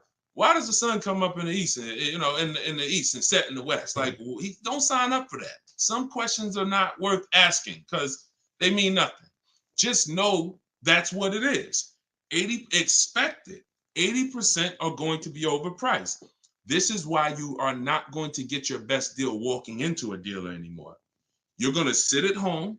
You're going to decide what you want. We call that shopping, not buying. This is step 4 of my process. We have 7 steps. Step 4 is shopping. And then once you decide what you want, you're getting it from home. 90 to 100% of your new car transaction and your leases should be done from home. That's where your power is. That's where you have the power of leverage. That's where you have the power to make multiple people compete for your business, which saves you thousands of dollars. I'm going to give you tons of examples. This works every time. How do we know? It's the way we buy everything else. Everything we buy in life, we go into the grocery store, we need spaghetti sauce. You need laundry detergent. It's a bid. You may not be aware, but I'm going to make you aware. Everyone is bidding for your business. Hey, look over here, Prego. Hey, this brand, Classico. Hey, we're on sale this week. Hey, we have the best. Y'all see what I'm talking about? Everything that we buy, especially expensive items, but even low price items, companies are competing, except in car dealers. They've trained you. They've trained me. If I wasn't in the business for years, I wouldn't know, to focus on one place and think we all have the same pricing. They made you think Nissan, we're a Nissan dealer, we're all the same price. So you might as well not even go anywhere else because we're all the same price. No, we're not. No, they're not. So when you start shopping multiple offers, you can do it by phone. I like to use email. I like to do everything copy and paste by email. But when you start getting multiple offers, you're going to truly see where all the hidden money has been, and you'll see how many of these dealers are overpriced, which is going to just make you say, from now on, I'm definitely shopping online. So but you need to do it correctly. There's some information you must give a dealer in order to get quotes online. And most of you don't know that. That's why you're having problems getting quotes, because you're not giving the dealer what they need to get quotes. So we'll go deeper on this throughout the show. But this is what we're talking about, y'all. This is all in my book. In my book, you have the 7 steps laid out. You could cue the next question up, Dolan. And for our launch, you can get it for 75% off. The book's normally $97, but for our welcome offer, our launch, I said, you know what? We're going to do 75% off for 30 minutes. So when you go to my TikTok bio, you click that link. There's a button that says, get my new book, 75% off. You get yours. You won't pay the normal $97, but it's only for 30 minutes. Once that timer goes down, you go back up to 97. Same thing on Instagram. It's in my Instagram bio. And then we're going to put the link here for you guys here on Facebook and YouTube. All right, go ahead. This one's from Instagram. If I'm keeping a car under 8 years, I like y'all using this 8-year rule language. I like that. I like what I'm seeing, y'all. Y'all really this is really absorbing. If I'm keeping a car under 8 years and will definitely go over the miles, how do I lease cost effectively? You choose the right miles. You never. I was at Hyundai. And I experienced most of what I'm teaching, I learned through being in the dealerships and just watching, paying attention, asking questions, seeing bad situations, and then asking questions to make sure I could help people avoid them. I was at Hyundai. I was a manager for 6 weeks there. And this guy came in and he was returning a high mileage Hyundai lease. It was the first one that I had really saw that I could remember. He brought it back. It had 70-something thousand miles on it. And I was just like fascinated. I said, you lease this? He said, yeah. All I do is lease. He said, man, I'm in sales. I used to buy these cars. You know, I was putting so much money in the cars, all this negative equity. And it was just like, I hated it. He said, once I got exposed to the high mileage lease, I never looked back. I drive this thing 20-something thousand miles a year, 3 years, I drop it off, I get another one. And so I said, okay. Because I had also experienced high mileage people coming back with lots of miles, but a lot of negative equity with it. Hey, Deshone, I'm looking to change this thing. How many miles you got on it? I got, 180. It's all highway. And then you look at what you owe, high mileage drivers. And I'm like, God, man, it's going to be hard because you got all this negative equity. So once he exposed me to that, I looked at his payment and I said, man, he's only paying a couple dollars more, $150, $200 more per month to have all the mileage. That $150, $200 a month is a lot less than the depreciation hit that he's taking. Again, going back to the unseen expense. We already said, we park a car outside your driveway tonight, it's 30 grand. Next, I asked everybody on here, is it worth 30,000 tomorrow, a year from now? If you don't drive it, everyone unanimously said, no, it's not. So even without mileage, it goes down. When you do regular mileage, it goes down more. Somebody doing 25,000, this is how you're destroying the value of your car. But at the same time, the loan is still staying high. So once I saw that you could avoid that with a high mileage lease, that became part of one of the strategies that I teach for high mileage drivers. This is only if you're short term. Pay attention to what Maddie's question said. If I'm not keeping it 8 years. If he was, there's plenty of cars that you can keep 8 years and just put a ton of miles on it. You're not worried about trading them or selling them because we don't trade.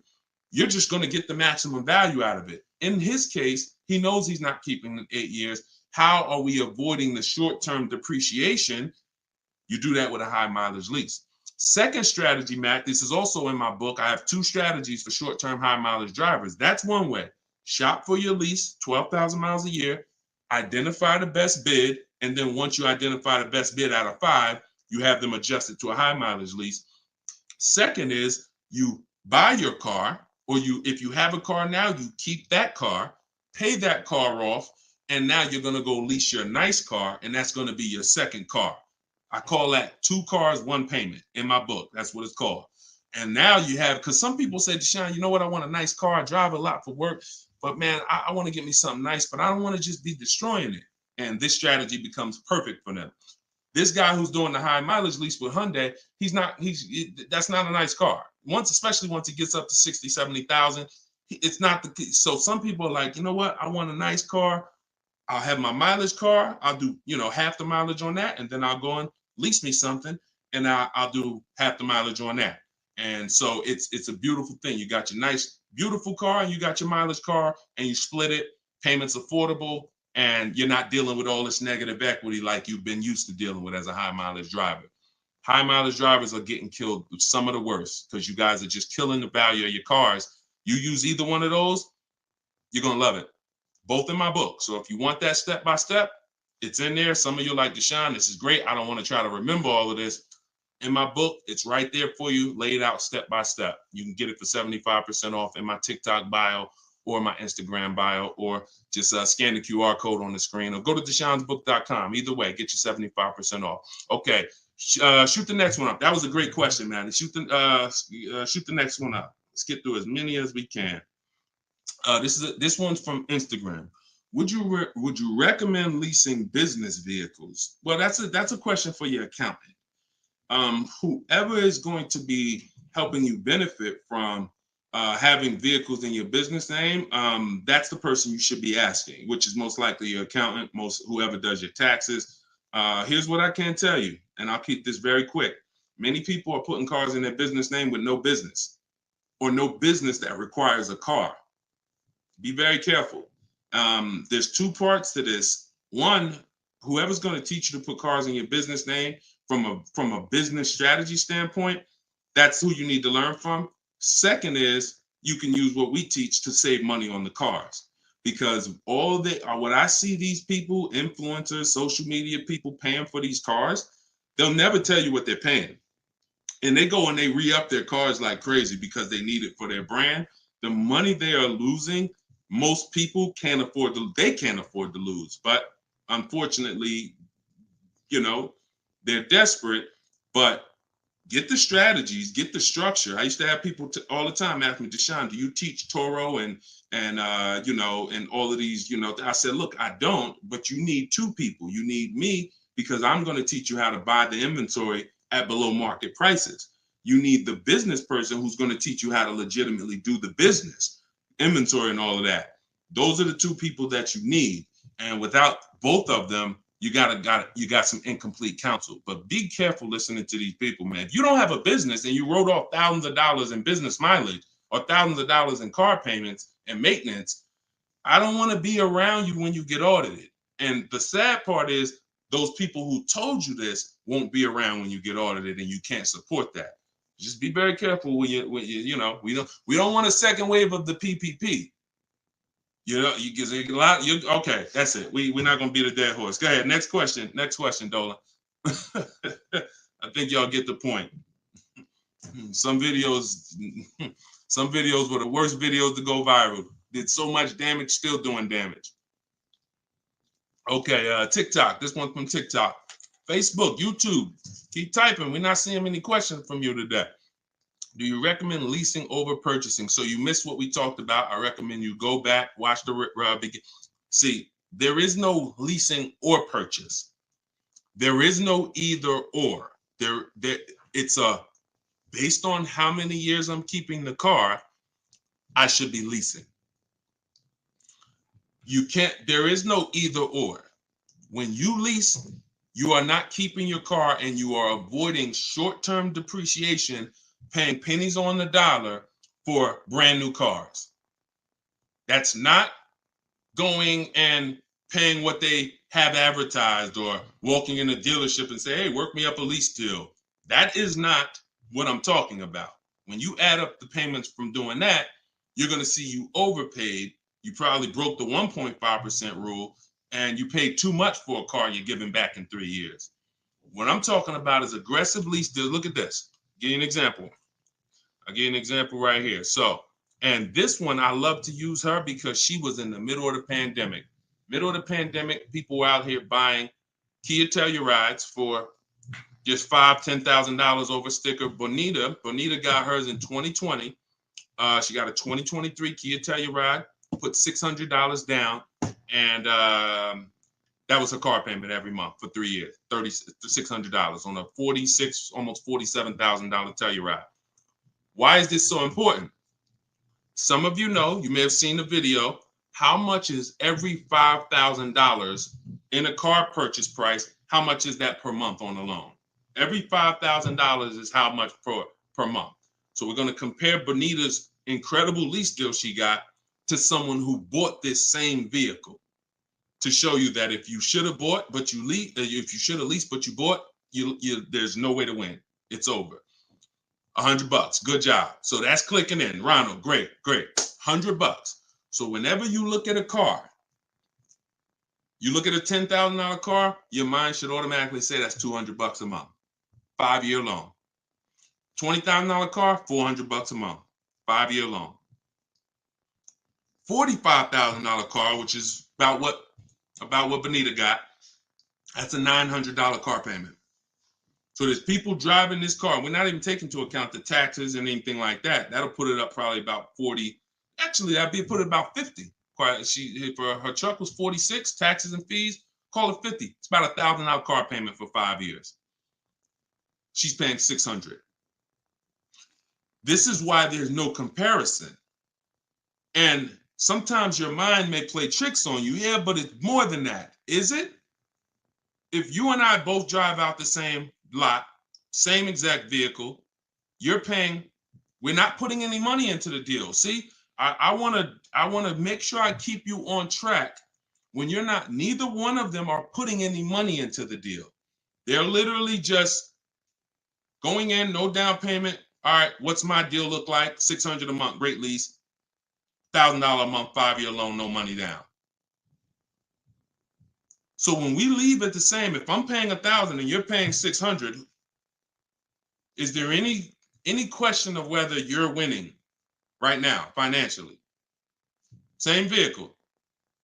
So as we drive, the only way you can eventually win, or I could eventually win if I bought, yeah, I'm paying $1,000, but I'm going to keep this vehicle long enough so in 10 years my Telluride is going to maybe worth $9,000.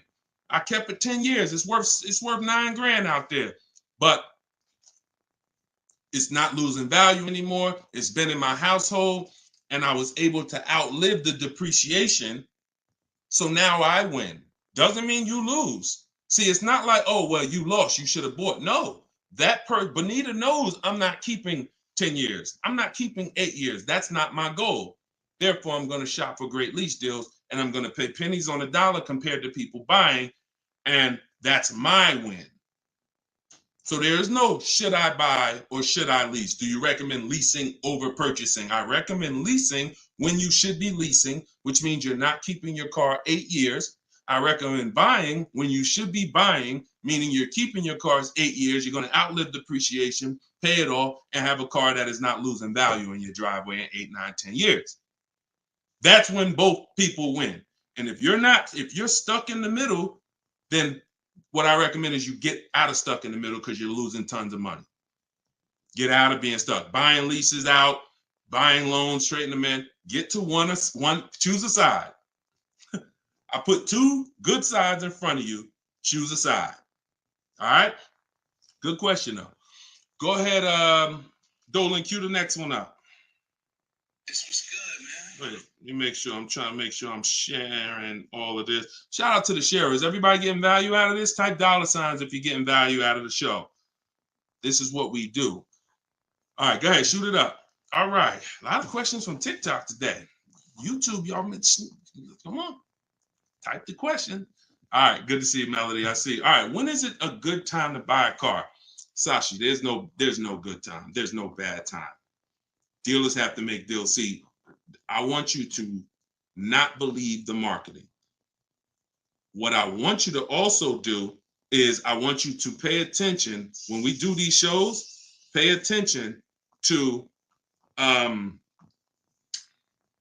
don't want you shopping in an emergency situation unless it's an emergency. What does that mean? If your car was totaled, stolen, then it's an emergency.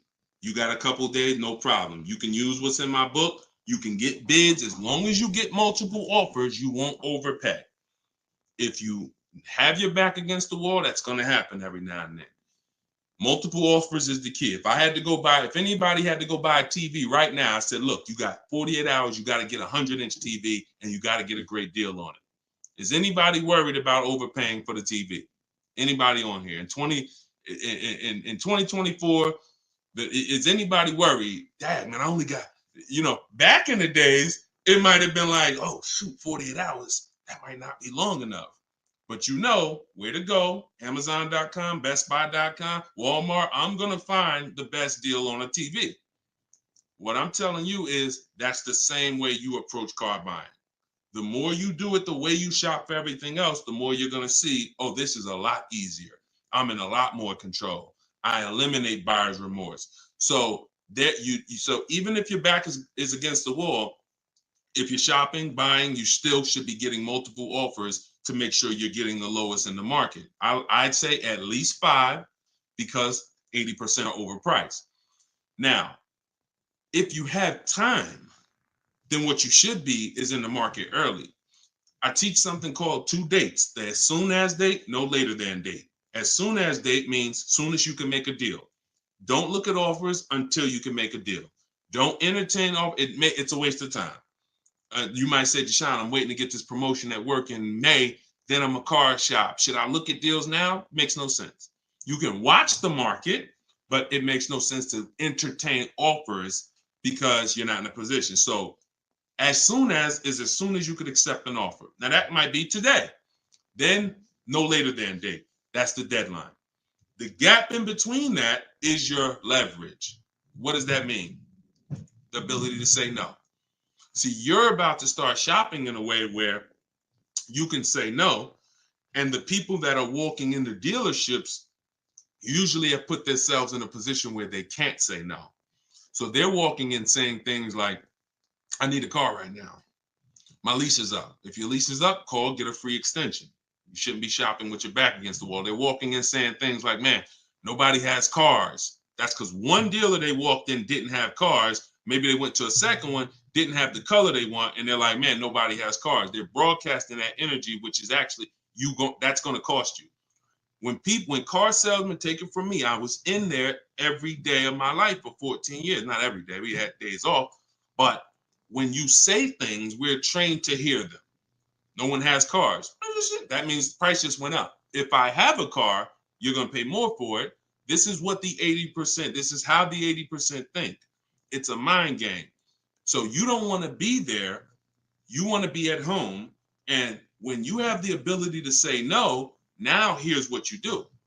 You reach out to dealers for your offers and you're telling them, hey, I can make a deal right now. This is what I'm looking for. But I don't need a car until July 3rd. See, that's power. That means, hey, if I got a car coming next month, I can talk to this person about it. Most times a person walks in, they need a car this week, next week. That means whatever's on the ground, that's all we can talk to you about. But when a person has been proactive in shopping, which is what I want you to do, which is what I'm going to teach you to do, it's all in my book, and it's everything you'll hear me talk about, is when you have the luxury of time, it benefits us. We make our contacts. A dealer might say, look, I don't have a car right now, but I got one coming in 6 weeks. Is that good for you? Yeah, give me an offer. Absolutely. Now, we don't talk. So I'm telling you, you could do it your way, which is call. I always say, ask for sales managers if you're trying to get offers online. If you're trying to get offers from home, we need at least 5. If you're going to do it my way, if you're going to get deals like Danielle and like the people you see me broadcasting the show, you get it at least 5. Sometimes we get 10. I think somebody we showed the other day had 10 offers. So the point is, if you have the luxury of time, you want to use it. Don't be sitting here saying, man, I really can make a deal now or 3 months, but no one knows that. And then you wait until you only need to make a deal in a month. Now you start contacting dealers. You've given away some of your leverage. And if you're shopping for a used car, you can watch the market. When you start looking and you can see, man, I've been watching these cars for 45 days. I see the prices. When I first came, the low side of the market was like 26. Now I see that low side is about 24, 25. So these are things you can't do when you're shopping when you need a car. So there's no good time to buy a car because dealers want to make deals throughout the month. But there is a bad time if you've used up all your leverage. And if you've used up all your time, then you must do multiple offers or you're going to get killed. Sorry to say, there's no other way to say it. If you don't know how to shop multiple offers and you walk in needing a car in 2 days, you are going to overpay. So multiple offers is always the answer. All right. Go ahead, shoot the next one up, Dolan. Great question. This one's from YouTube. I'm only able to get a rental for delivery work. Is there any cons to this method? I don't really, okay, I think you rephrased it. Is there a proper way to rent vehicles for work, or is it fixed market and there's no way to save money? Absolutely not. Renting is going to be way too expensive compared to, this is why when people say, who's heard leasing is like renting? Who's heard that? Type the raise your hand emoji or type me if you've heard leasing is like renting. It's one of the most ignorant statements that there's a lot of ignorant statements made about leasing, but that's one of them. Renting is expensive. Renting, you don't get a lot for your money. It's usually a short-term thing, 1 day, 1 week. You know, maybe if you had an accident, cars total 30 days. It's not meant to be long-term. So what I would tell you is if you were renting a vehicle, I would tell you try to go on Turo, try to find somebody who's willing to rent to you, possibly on a long-term basis where it's not going to be as expensive. Because I'm guessing if you're renting, there's a particular reason for that. But the money you're going to pay in renting, you should probably put some of it to the side, try to get you a car, cash, Facebook Marketplace, something to get out of that cycle and start to rebuild. In my book, I have a strategy of plan B, plan C for bad credit, where, you know, you can talk about cash, you can talk about buy here, pay here, even buy here, pay here, if done right, is better than renting. When I was 20, my second car, actually, my first one was a $500 car. And after I got a buy here, pay here Chevrolet Cavalier. It was, I put $1,500 down. I paid $50, I think, a week. And I paid off the car in a couple months. That car lasted me 6 years. So the key with buy here, pay here is to make sure you're getting a great car, a quality car, but renting, that if I had to rent a car and I'm in a position, I would try to find somebody on Turo, the lowest price per day, and then see, hey, if I did a long-term per month rental, how much would you give it to me for? I try to work that out, see how that works. All right. God bless with that.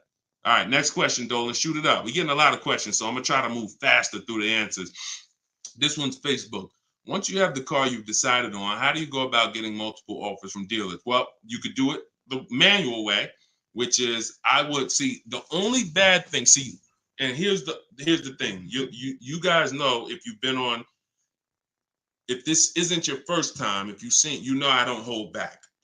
But I can't teach you scripts that I've written specifically so you don't have to talk. There's tons of scripts that I have in my book that you're copying and pasting from email, because when you're trying to get quotes online, you're dealing with trained people. And unfortunately, those trained salespeople are dealing with untrained customers that are not giving them what they need, not giving them the information. So 9 times out of 10, they assume anyone online doesn't really know how to shop online. they're defensive and they're not even going to give me what I need to make them an offer. That's why I keep trying to get them to come in. So when we do our copy and paste, we're giving them what we need. And that's the only reason I say I can't explain that to you. The only way to use that, like, all right, there's scripts for everything. There's 3 levels of contact when we're contacting online. This is my 25-to-5 strategy. You're using this for new cars and leases, not used cars. Different strategy for used cars. New cars and leases, you're using my 25-to-5 in the book.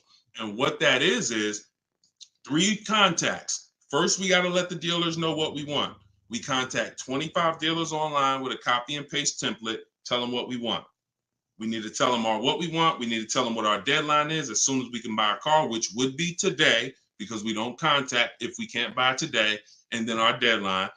And now you're going to have responses. Hey, when can you come in? Hey, when can I? Hey, when can we have a phone call? Hey, whatever. So because I used those scripts, I was able to write responses. I had to use those same scripts. Hey, Mrs. James, thanks for the inquiry. Hey, when we have I'd love to help you with this. I have a car. What would be better for you for us to talk? 1 p.m. or 4 this evening? I had to use those scripts. So I was able to write the responses to them.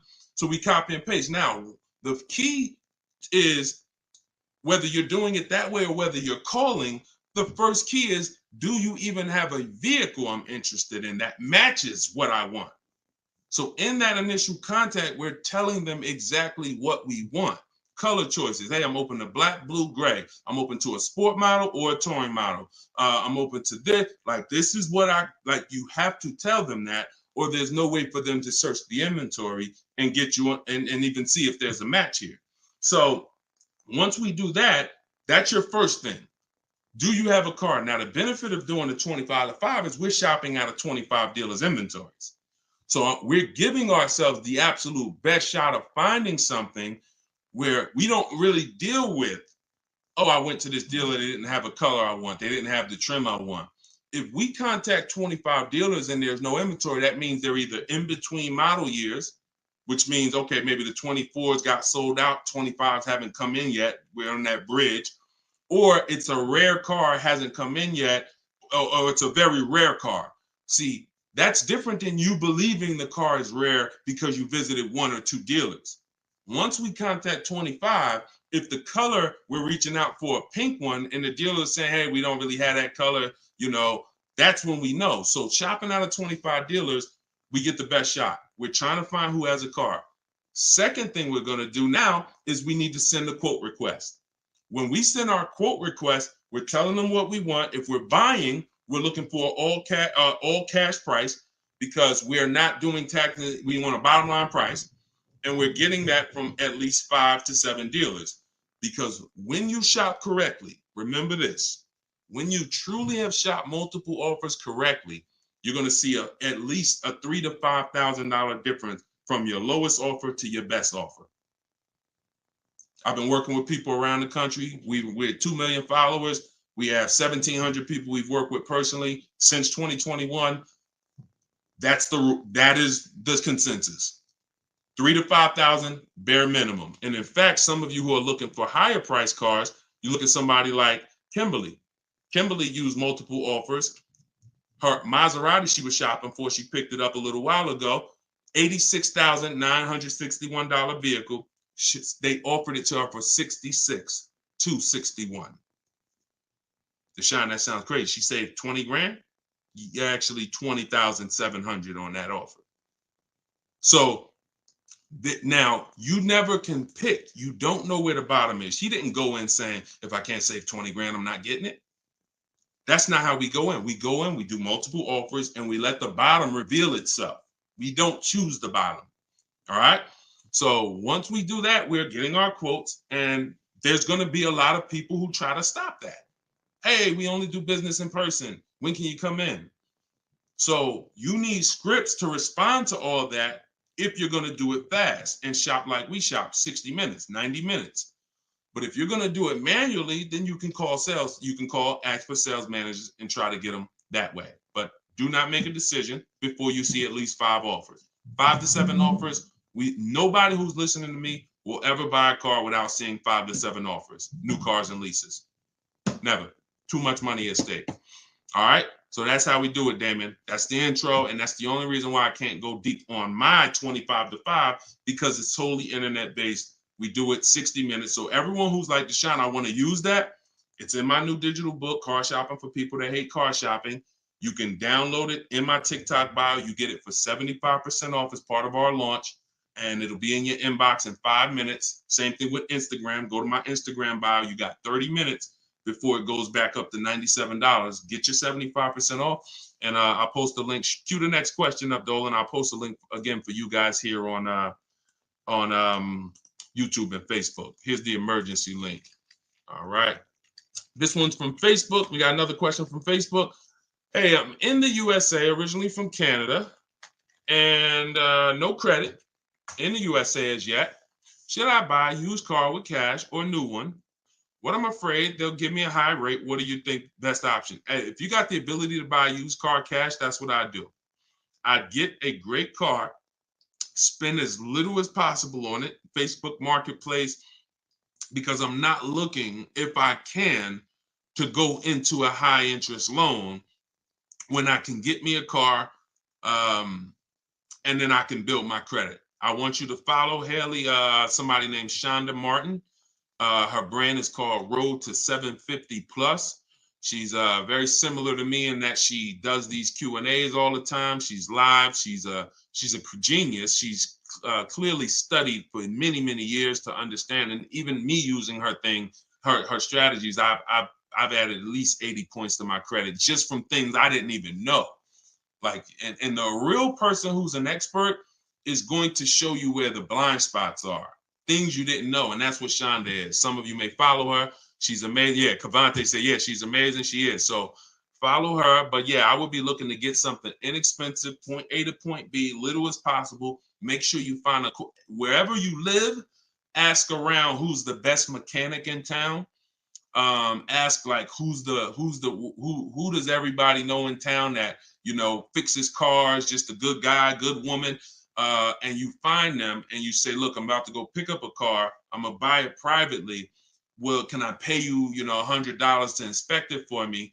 Get yourself an inexpensive car, and that'll give you the ability to be on the road. At the same time, you have the ability to have the time to invest in your credit. So when you're ready to make a power move where credit's concerned with a car, be it leasing, financing, you're good. All right. But if you go buy a car overpriced interest rate, it could really set you back. It can really set you back. It's happened to too many people. Great question. Cue the next one up, Dolan. Great questions today. YouTube, should I buy a car cash or do I get a loan? It's a great question here. A lot of great questions. This is a matter of, look, nothing that I teach is really one size fits all. That's been the problem. 8-year rule, absolutely. If you're not keeping 8 years, that is one size fits all. That's why it's called a rule. You should be leasing if you're not keeping your cars 8 years. If you're buying, you should be keeping them more than 8 years. But when it comes to the cash or loan, here's what I've experienced. And the people who pay cash or don't pay cash, this is kind of what weighs it for them. What are they doing with, what are you doing with your money? Is your money making you money? If your money is making you money, I would have people come in the dealership, clearly had the ability to pay cash, because I would ask them, you know, so how are you paying for the car? And they say, you know, I'm thinking about, you know, writing a check for it, but I'm, you know, what are the rates? And if we had a special interest rate from the bank, like 0% or 0.99%, 1.99, 2.99 even, they'd usually take the bank's money so that their money could keep making money for them. So if that's you, and the rates are low, that's why whenever we shop for a car, you always want to check, are there any special interest rates? That's the first thing. I teach something called the bank bidding war. It's not just dealers that bid for our business. It's banks and credit unions too. So in the bank bidding war, there's 3 rounds. The first round, though, is checking if there's any special interest rates, because if there is 0.99 or 1.99, no one's beating that. Therefore, the rest of the rounds are non-applicable. So if you can use the money cheap, that's when you use the money and you let your money keep working. Now, another person, a different person, Deshone, I'm not really investing my money. You know what? I just kind of like to keep things to a minimum. I got my cash over here. Okay, then. I would still, if the money was cheap, consider it, because we could be coming into days where cash on hand becomes a little bit more important. But it's really about the cost of the money. If rates are high, 6, 7, 8%, 9%, 10%, then you want to put as much down on these cars as possible. If you're buying them, you want to put, you want to pay them off if you can, because the money is expensive. So it really depends on the cost of money. People, when the cost of money is cheap, they benefit from that, and I would think that those principles will work for anybody, and that's, you pick and choose which one of those situations fits you. But if you check the special interest rates, that usually puts it to bed. You see 0.99, it ain't no reason. Why would the bank's basically giving you free money to use. You can keep your cash on hand and still get the car. So I know some people don't believe in that. They don't believe in interest, but here's the thing. There's something called opportunity cost. Interest is not the only loss. When you're talking financially, opportunity cost is important. When you put 30 grand in a car and it gets you, we already talked about this. Cue up the next question, Dolan. Depreciation curve. When we start talking about financially making decisions, a lot of people see, if I put 30 grand cash into this car, what is my cash worth in 6 years? $30,000 car, what is it worth in 6, 7 years, y'all?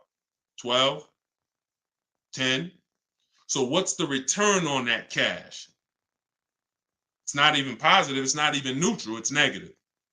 So these are all the things that is like, okay, you go over that, what I just said over the last 6, 7 minutes, and you choose what makes sense for you. But I'm never going to give you one size fits all formulas. That's what has failed you. Always do this.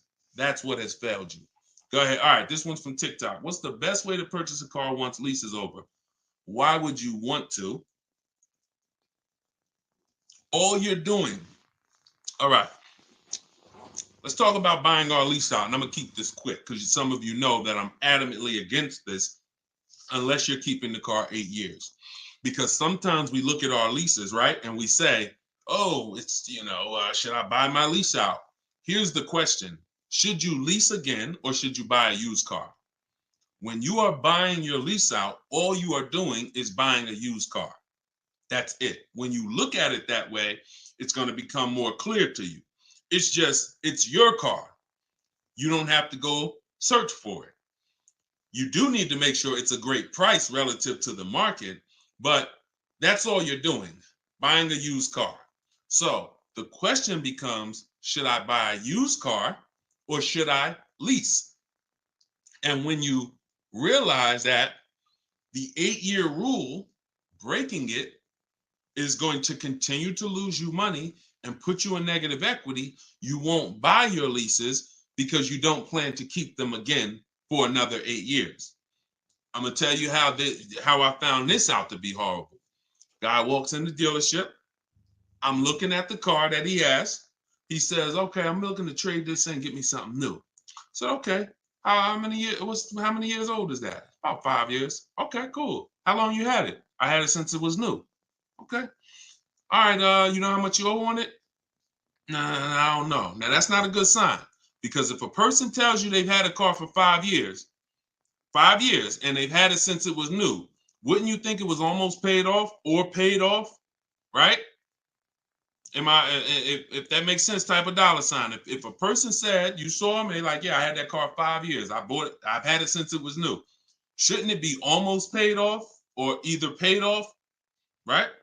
So when he said, I don't really know what I owe, I was like, okay, no problem. We'll call the bank. We'll find out. All right. So I have the used car manager look at his because everyone who's in this position, I'm going to tell them about leasing.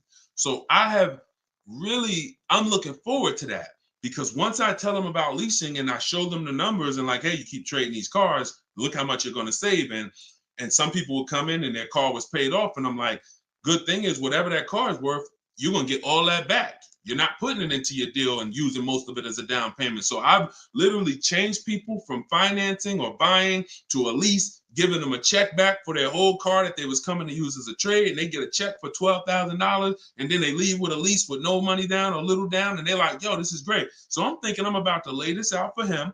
And so used car manager goes, looks at his car, may say like, okay, I think the car's probably worth about 18. Okay, perfect. So let me call the bank, find out what he owes. Hey, how are you? I'm calling for Mr. Johnson here. Yeah, he's interested in replacing his car. We need his payoff. Okay, the payoff is 18,000. Wait a minute. How the heck is the payoff 18,000? Hey, Mr. Johnson, they're saying you still owe 18,000. Dang, it's that much? Yeah, I didn't know it was that much. Wait, I thought you said you had the car since it was new. Yeah, I did. You know what happened? We leased it for 3 years, and then we had bought it when we bought it after the lease. That's how I learned how bad this was. So I'm like, okay, because when you buy your car off lease, most people, you're going to need a 6-year loan to have a similar payment. So if your payment was $400 and you buy the lease, you're typically going to need a 6-year loan to have around the same payment, right? So picture this, 3 years to lease it, then you get a 6-year loan. 6 plus 9 is what? 6 plus 3 is 9. Anybody on here signing up for a 9-year loan on a car? Anybody? We got a lot of people on here. Anybody on here signing up for a 9-year loan? No? Okay. Room's quiet.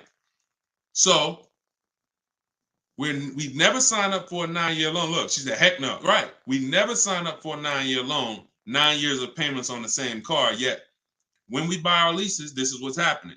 So you look and say, all right, you bought your lease, you put 6-year loan, so you leased it for 3, then you paid it for another 2, that's 5. Now you're tired of it. Yo, man, I've been in this car, let me go trade it. Problem is, you still have 4 years left of payments. That's why buying the lease is horrible. One situation where it makes sense, if you're keeping it 8 years. That's it. If you're going to keep it another 8 years from the day you buy it, then potentially go ahead. Because all it is again, buying a used car. If you said to Sean, should I buy a used car or lease? How many years you keeping it? I'm keeping 8, 9. Buy the used car. Don't lease. So preaching the truth. Thank you, Kevin. I'm glad, man. And hopefully these stories will stick in your head. So when you encounter these situations, you know, when someone says to you, hell, man, I'm thinking about buying a lease, you'll never forget the story. So this has nothing to do with getting the best deals. This has everything to do with having the best deal structure. So I'm glad that clicked. Go ahead, shoot the next one up, Dolan. Oh, I see we already been on for. All right. We'll do a couple more. I'm trying to get through them as quick as possible. Y'all, if y'all like Deshone, I love to know everything you teach of how you shop for cars. Everything I teach is in a step-by-step way. In my digital book, Car Shopping for People That Hate Car Shopping, 7 Steps to Saving Time, Money, and Avoiding Dealerships. Everything we do is a bid. We're buying cars and leasing cars in 90 minutes, 60 minutes. When you get good, you'll be able to do this in like 45, 60 minutes. You never spend more than 30 minutes in a car dealership.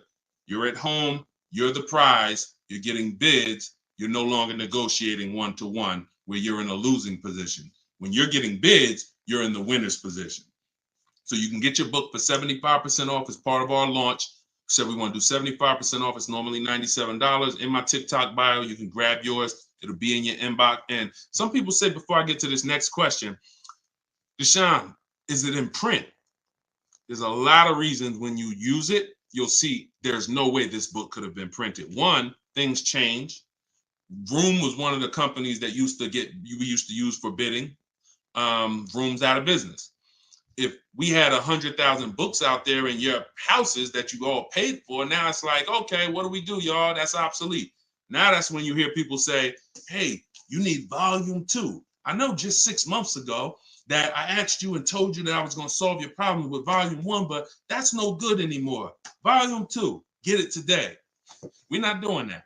And there's nothing against them because, again, they did what works, but we didn't want to do that. I wanted to be able to update this book on the fly. What I did when Broom went out, I updated the file.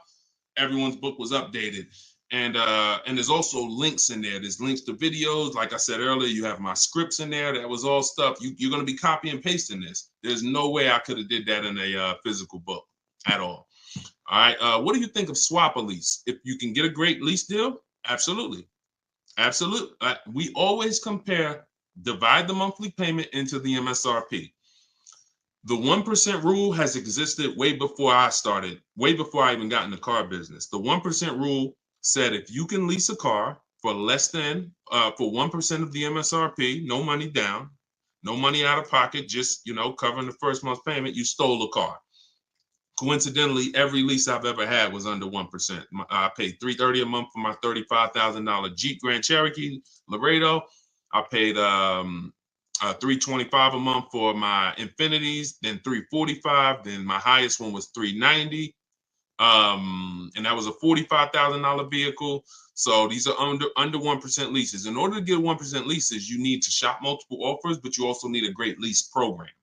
So what we always say is under 1% is a steal. You'll see there's 3 categories of leases. Steals, great value. Those are under 1%. Great deals. Those are between 1% and 1.5%. And then where it's time to chill, over 1.5%. You're paying too much for a car you're giving back. So if I was taking over someone's lease, I'm judging it by the same thing. Leasing is a value play. How much car can I drive for that payment? It's the ultimate way. The lower that percentage is, the more you've leveraged your money into a great car. So yeah, I'll check swap a lease, definitely. Go ahead, shoot the next one up, Dolan. This one's from TikTok. Can I sell a leased car? Who didn't know you could sell a leased car? Type me. My cousin left me his 2020 Toyota Highlander with 2,000 miles, so I need to get out of my lease. I don't need 2 cars. Okay. Equity assessment. Call the leasing. Matter of fact, I'm not going to repeat it because I already talked about this at the beginning of the broadcast. So after the broadcast, go to the YouTube page. You'll see it. I think it was either the first or second question. So within the first 10 minutes, I talked about how to do the equity assessment. You're going to follow that process. And this is all in my book. If you're like, Deshone, I don't even want to watch the video. Is that in the book? Absolutely. Because everything I'm teaching you is out of 1 step in my 7-step process. So the equity assessment is step 2. After we decide leasing versus buying, that's step 1. That's the most important question. Foundation of your car deal is, did I lease when I should have leased? Did I buy when I should have bought? Once you pass that, now if you have a car to replace, you need to do an equity assessment to see, do I have equity? Am I at a break even, which means I can get out? I'm not going to make any money, but that's fine. I can get out. Some people got a lease. I could get out the lease early. You technically can't do that because you're breaking a contract, but if you can sell out and break even, then you can get out early. Or do I have a negative position in which case I can't get out early? In the case of a negative, if you have a negative position on a lease, you can't get out early without penalty, without those payments. But if you're a negative equity on a finance, then that's different. There's no negative equity in a lease. I know we kind of use these terms interchangeably. Negative equity is only with a finance because you have to pay the money. With a lease, if what I get offers for, if it's below my payoff, then I just stay in the car until the end. I don't have negative equity. So you do the equity assessment, and hopefully you can break even. And the good thing about Toyota, if they haven't changed it, and I remember right, they don't have a third-party restriction. So you should be able to, if those offers you get are what you owe or higher, then you should be able to sell that car right to CarMax or Driveway or AutoNation, whoever makes you the highest offer, and you can be out of it literally. You do that today, you could be out of that car tomorrow. All right, so keep me posted. Go ahead. Shoot it. See, we're over an hour. And I know Dolan, we always try to keep the shows an hour, but it's like the questions start rolling in and it gets good. Go ahead. Shoot another one up, Dolan. We'll wrap in a second. Facebook. When you go online to build and decide on needs and wants, you look at the cash price, not the lease price. We don't look at any price online. Pay no attention. Nothing online is a deal, y'all. No commercial. I don't care what you see. Deals are like this. Hey, look, this is their offer. Look, this is what we gotta. Can we do it? What? Can you get them up any? Like, will they come up any at all? Nah, man. They said that they made this, and it's like, shoot. All right, let's see if you get another. Can you get another $10? If you get another $10 a month out of them, just take it. If not, then do the deal. That's a deal. You don't repeat it. You don't. I used to have to tell certain people, when you got a real deal, hey, when you come back, I'd love for you to send me friends, family, but don't tell them what you're paying, because I probably can't duplicate that, honestly. That's a deal. The whole opposite is what they advertise to you. Deals are not advertised. Deals are when the dealer makes little to no money. Little to no money. That's a below market deal. If they're putting something on a commercial, that means the dealer doesn't mind if 80 people come in and get that offer this month. You have the money down? Yeah, I want to pay the $460 a month. Okay. You have the money down? Yeah, it was $3,400, right? Okay. What about the taxes and fees? Because that's small print. All right, how much is that? That'll put you probably about another $3,200. And then I could be at that payment from the commercial? Yeah, definitely. Okay, let's do it. That's not a deal. That's not nothing special. We didn't mind making that. Come on, if that's what you want.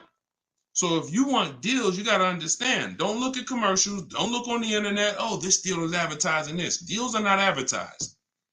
Let that set. All this marketing that has worked on, come at the end of the month. Imagine being in a business where your customers were trained to come at the end of the month. Imagine if you had a pizza shop, a car wash, and that happened.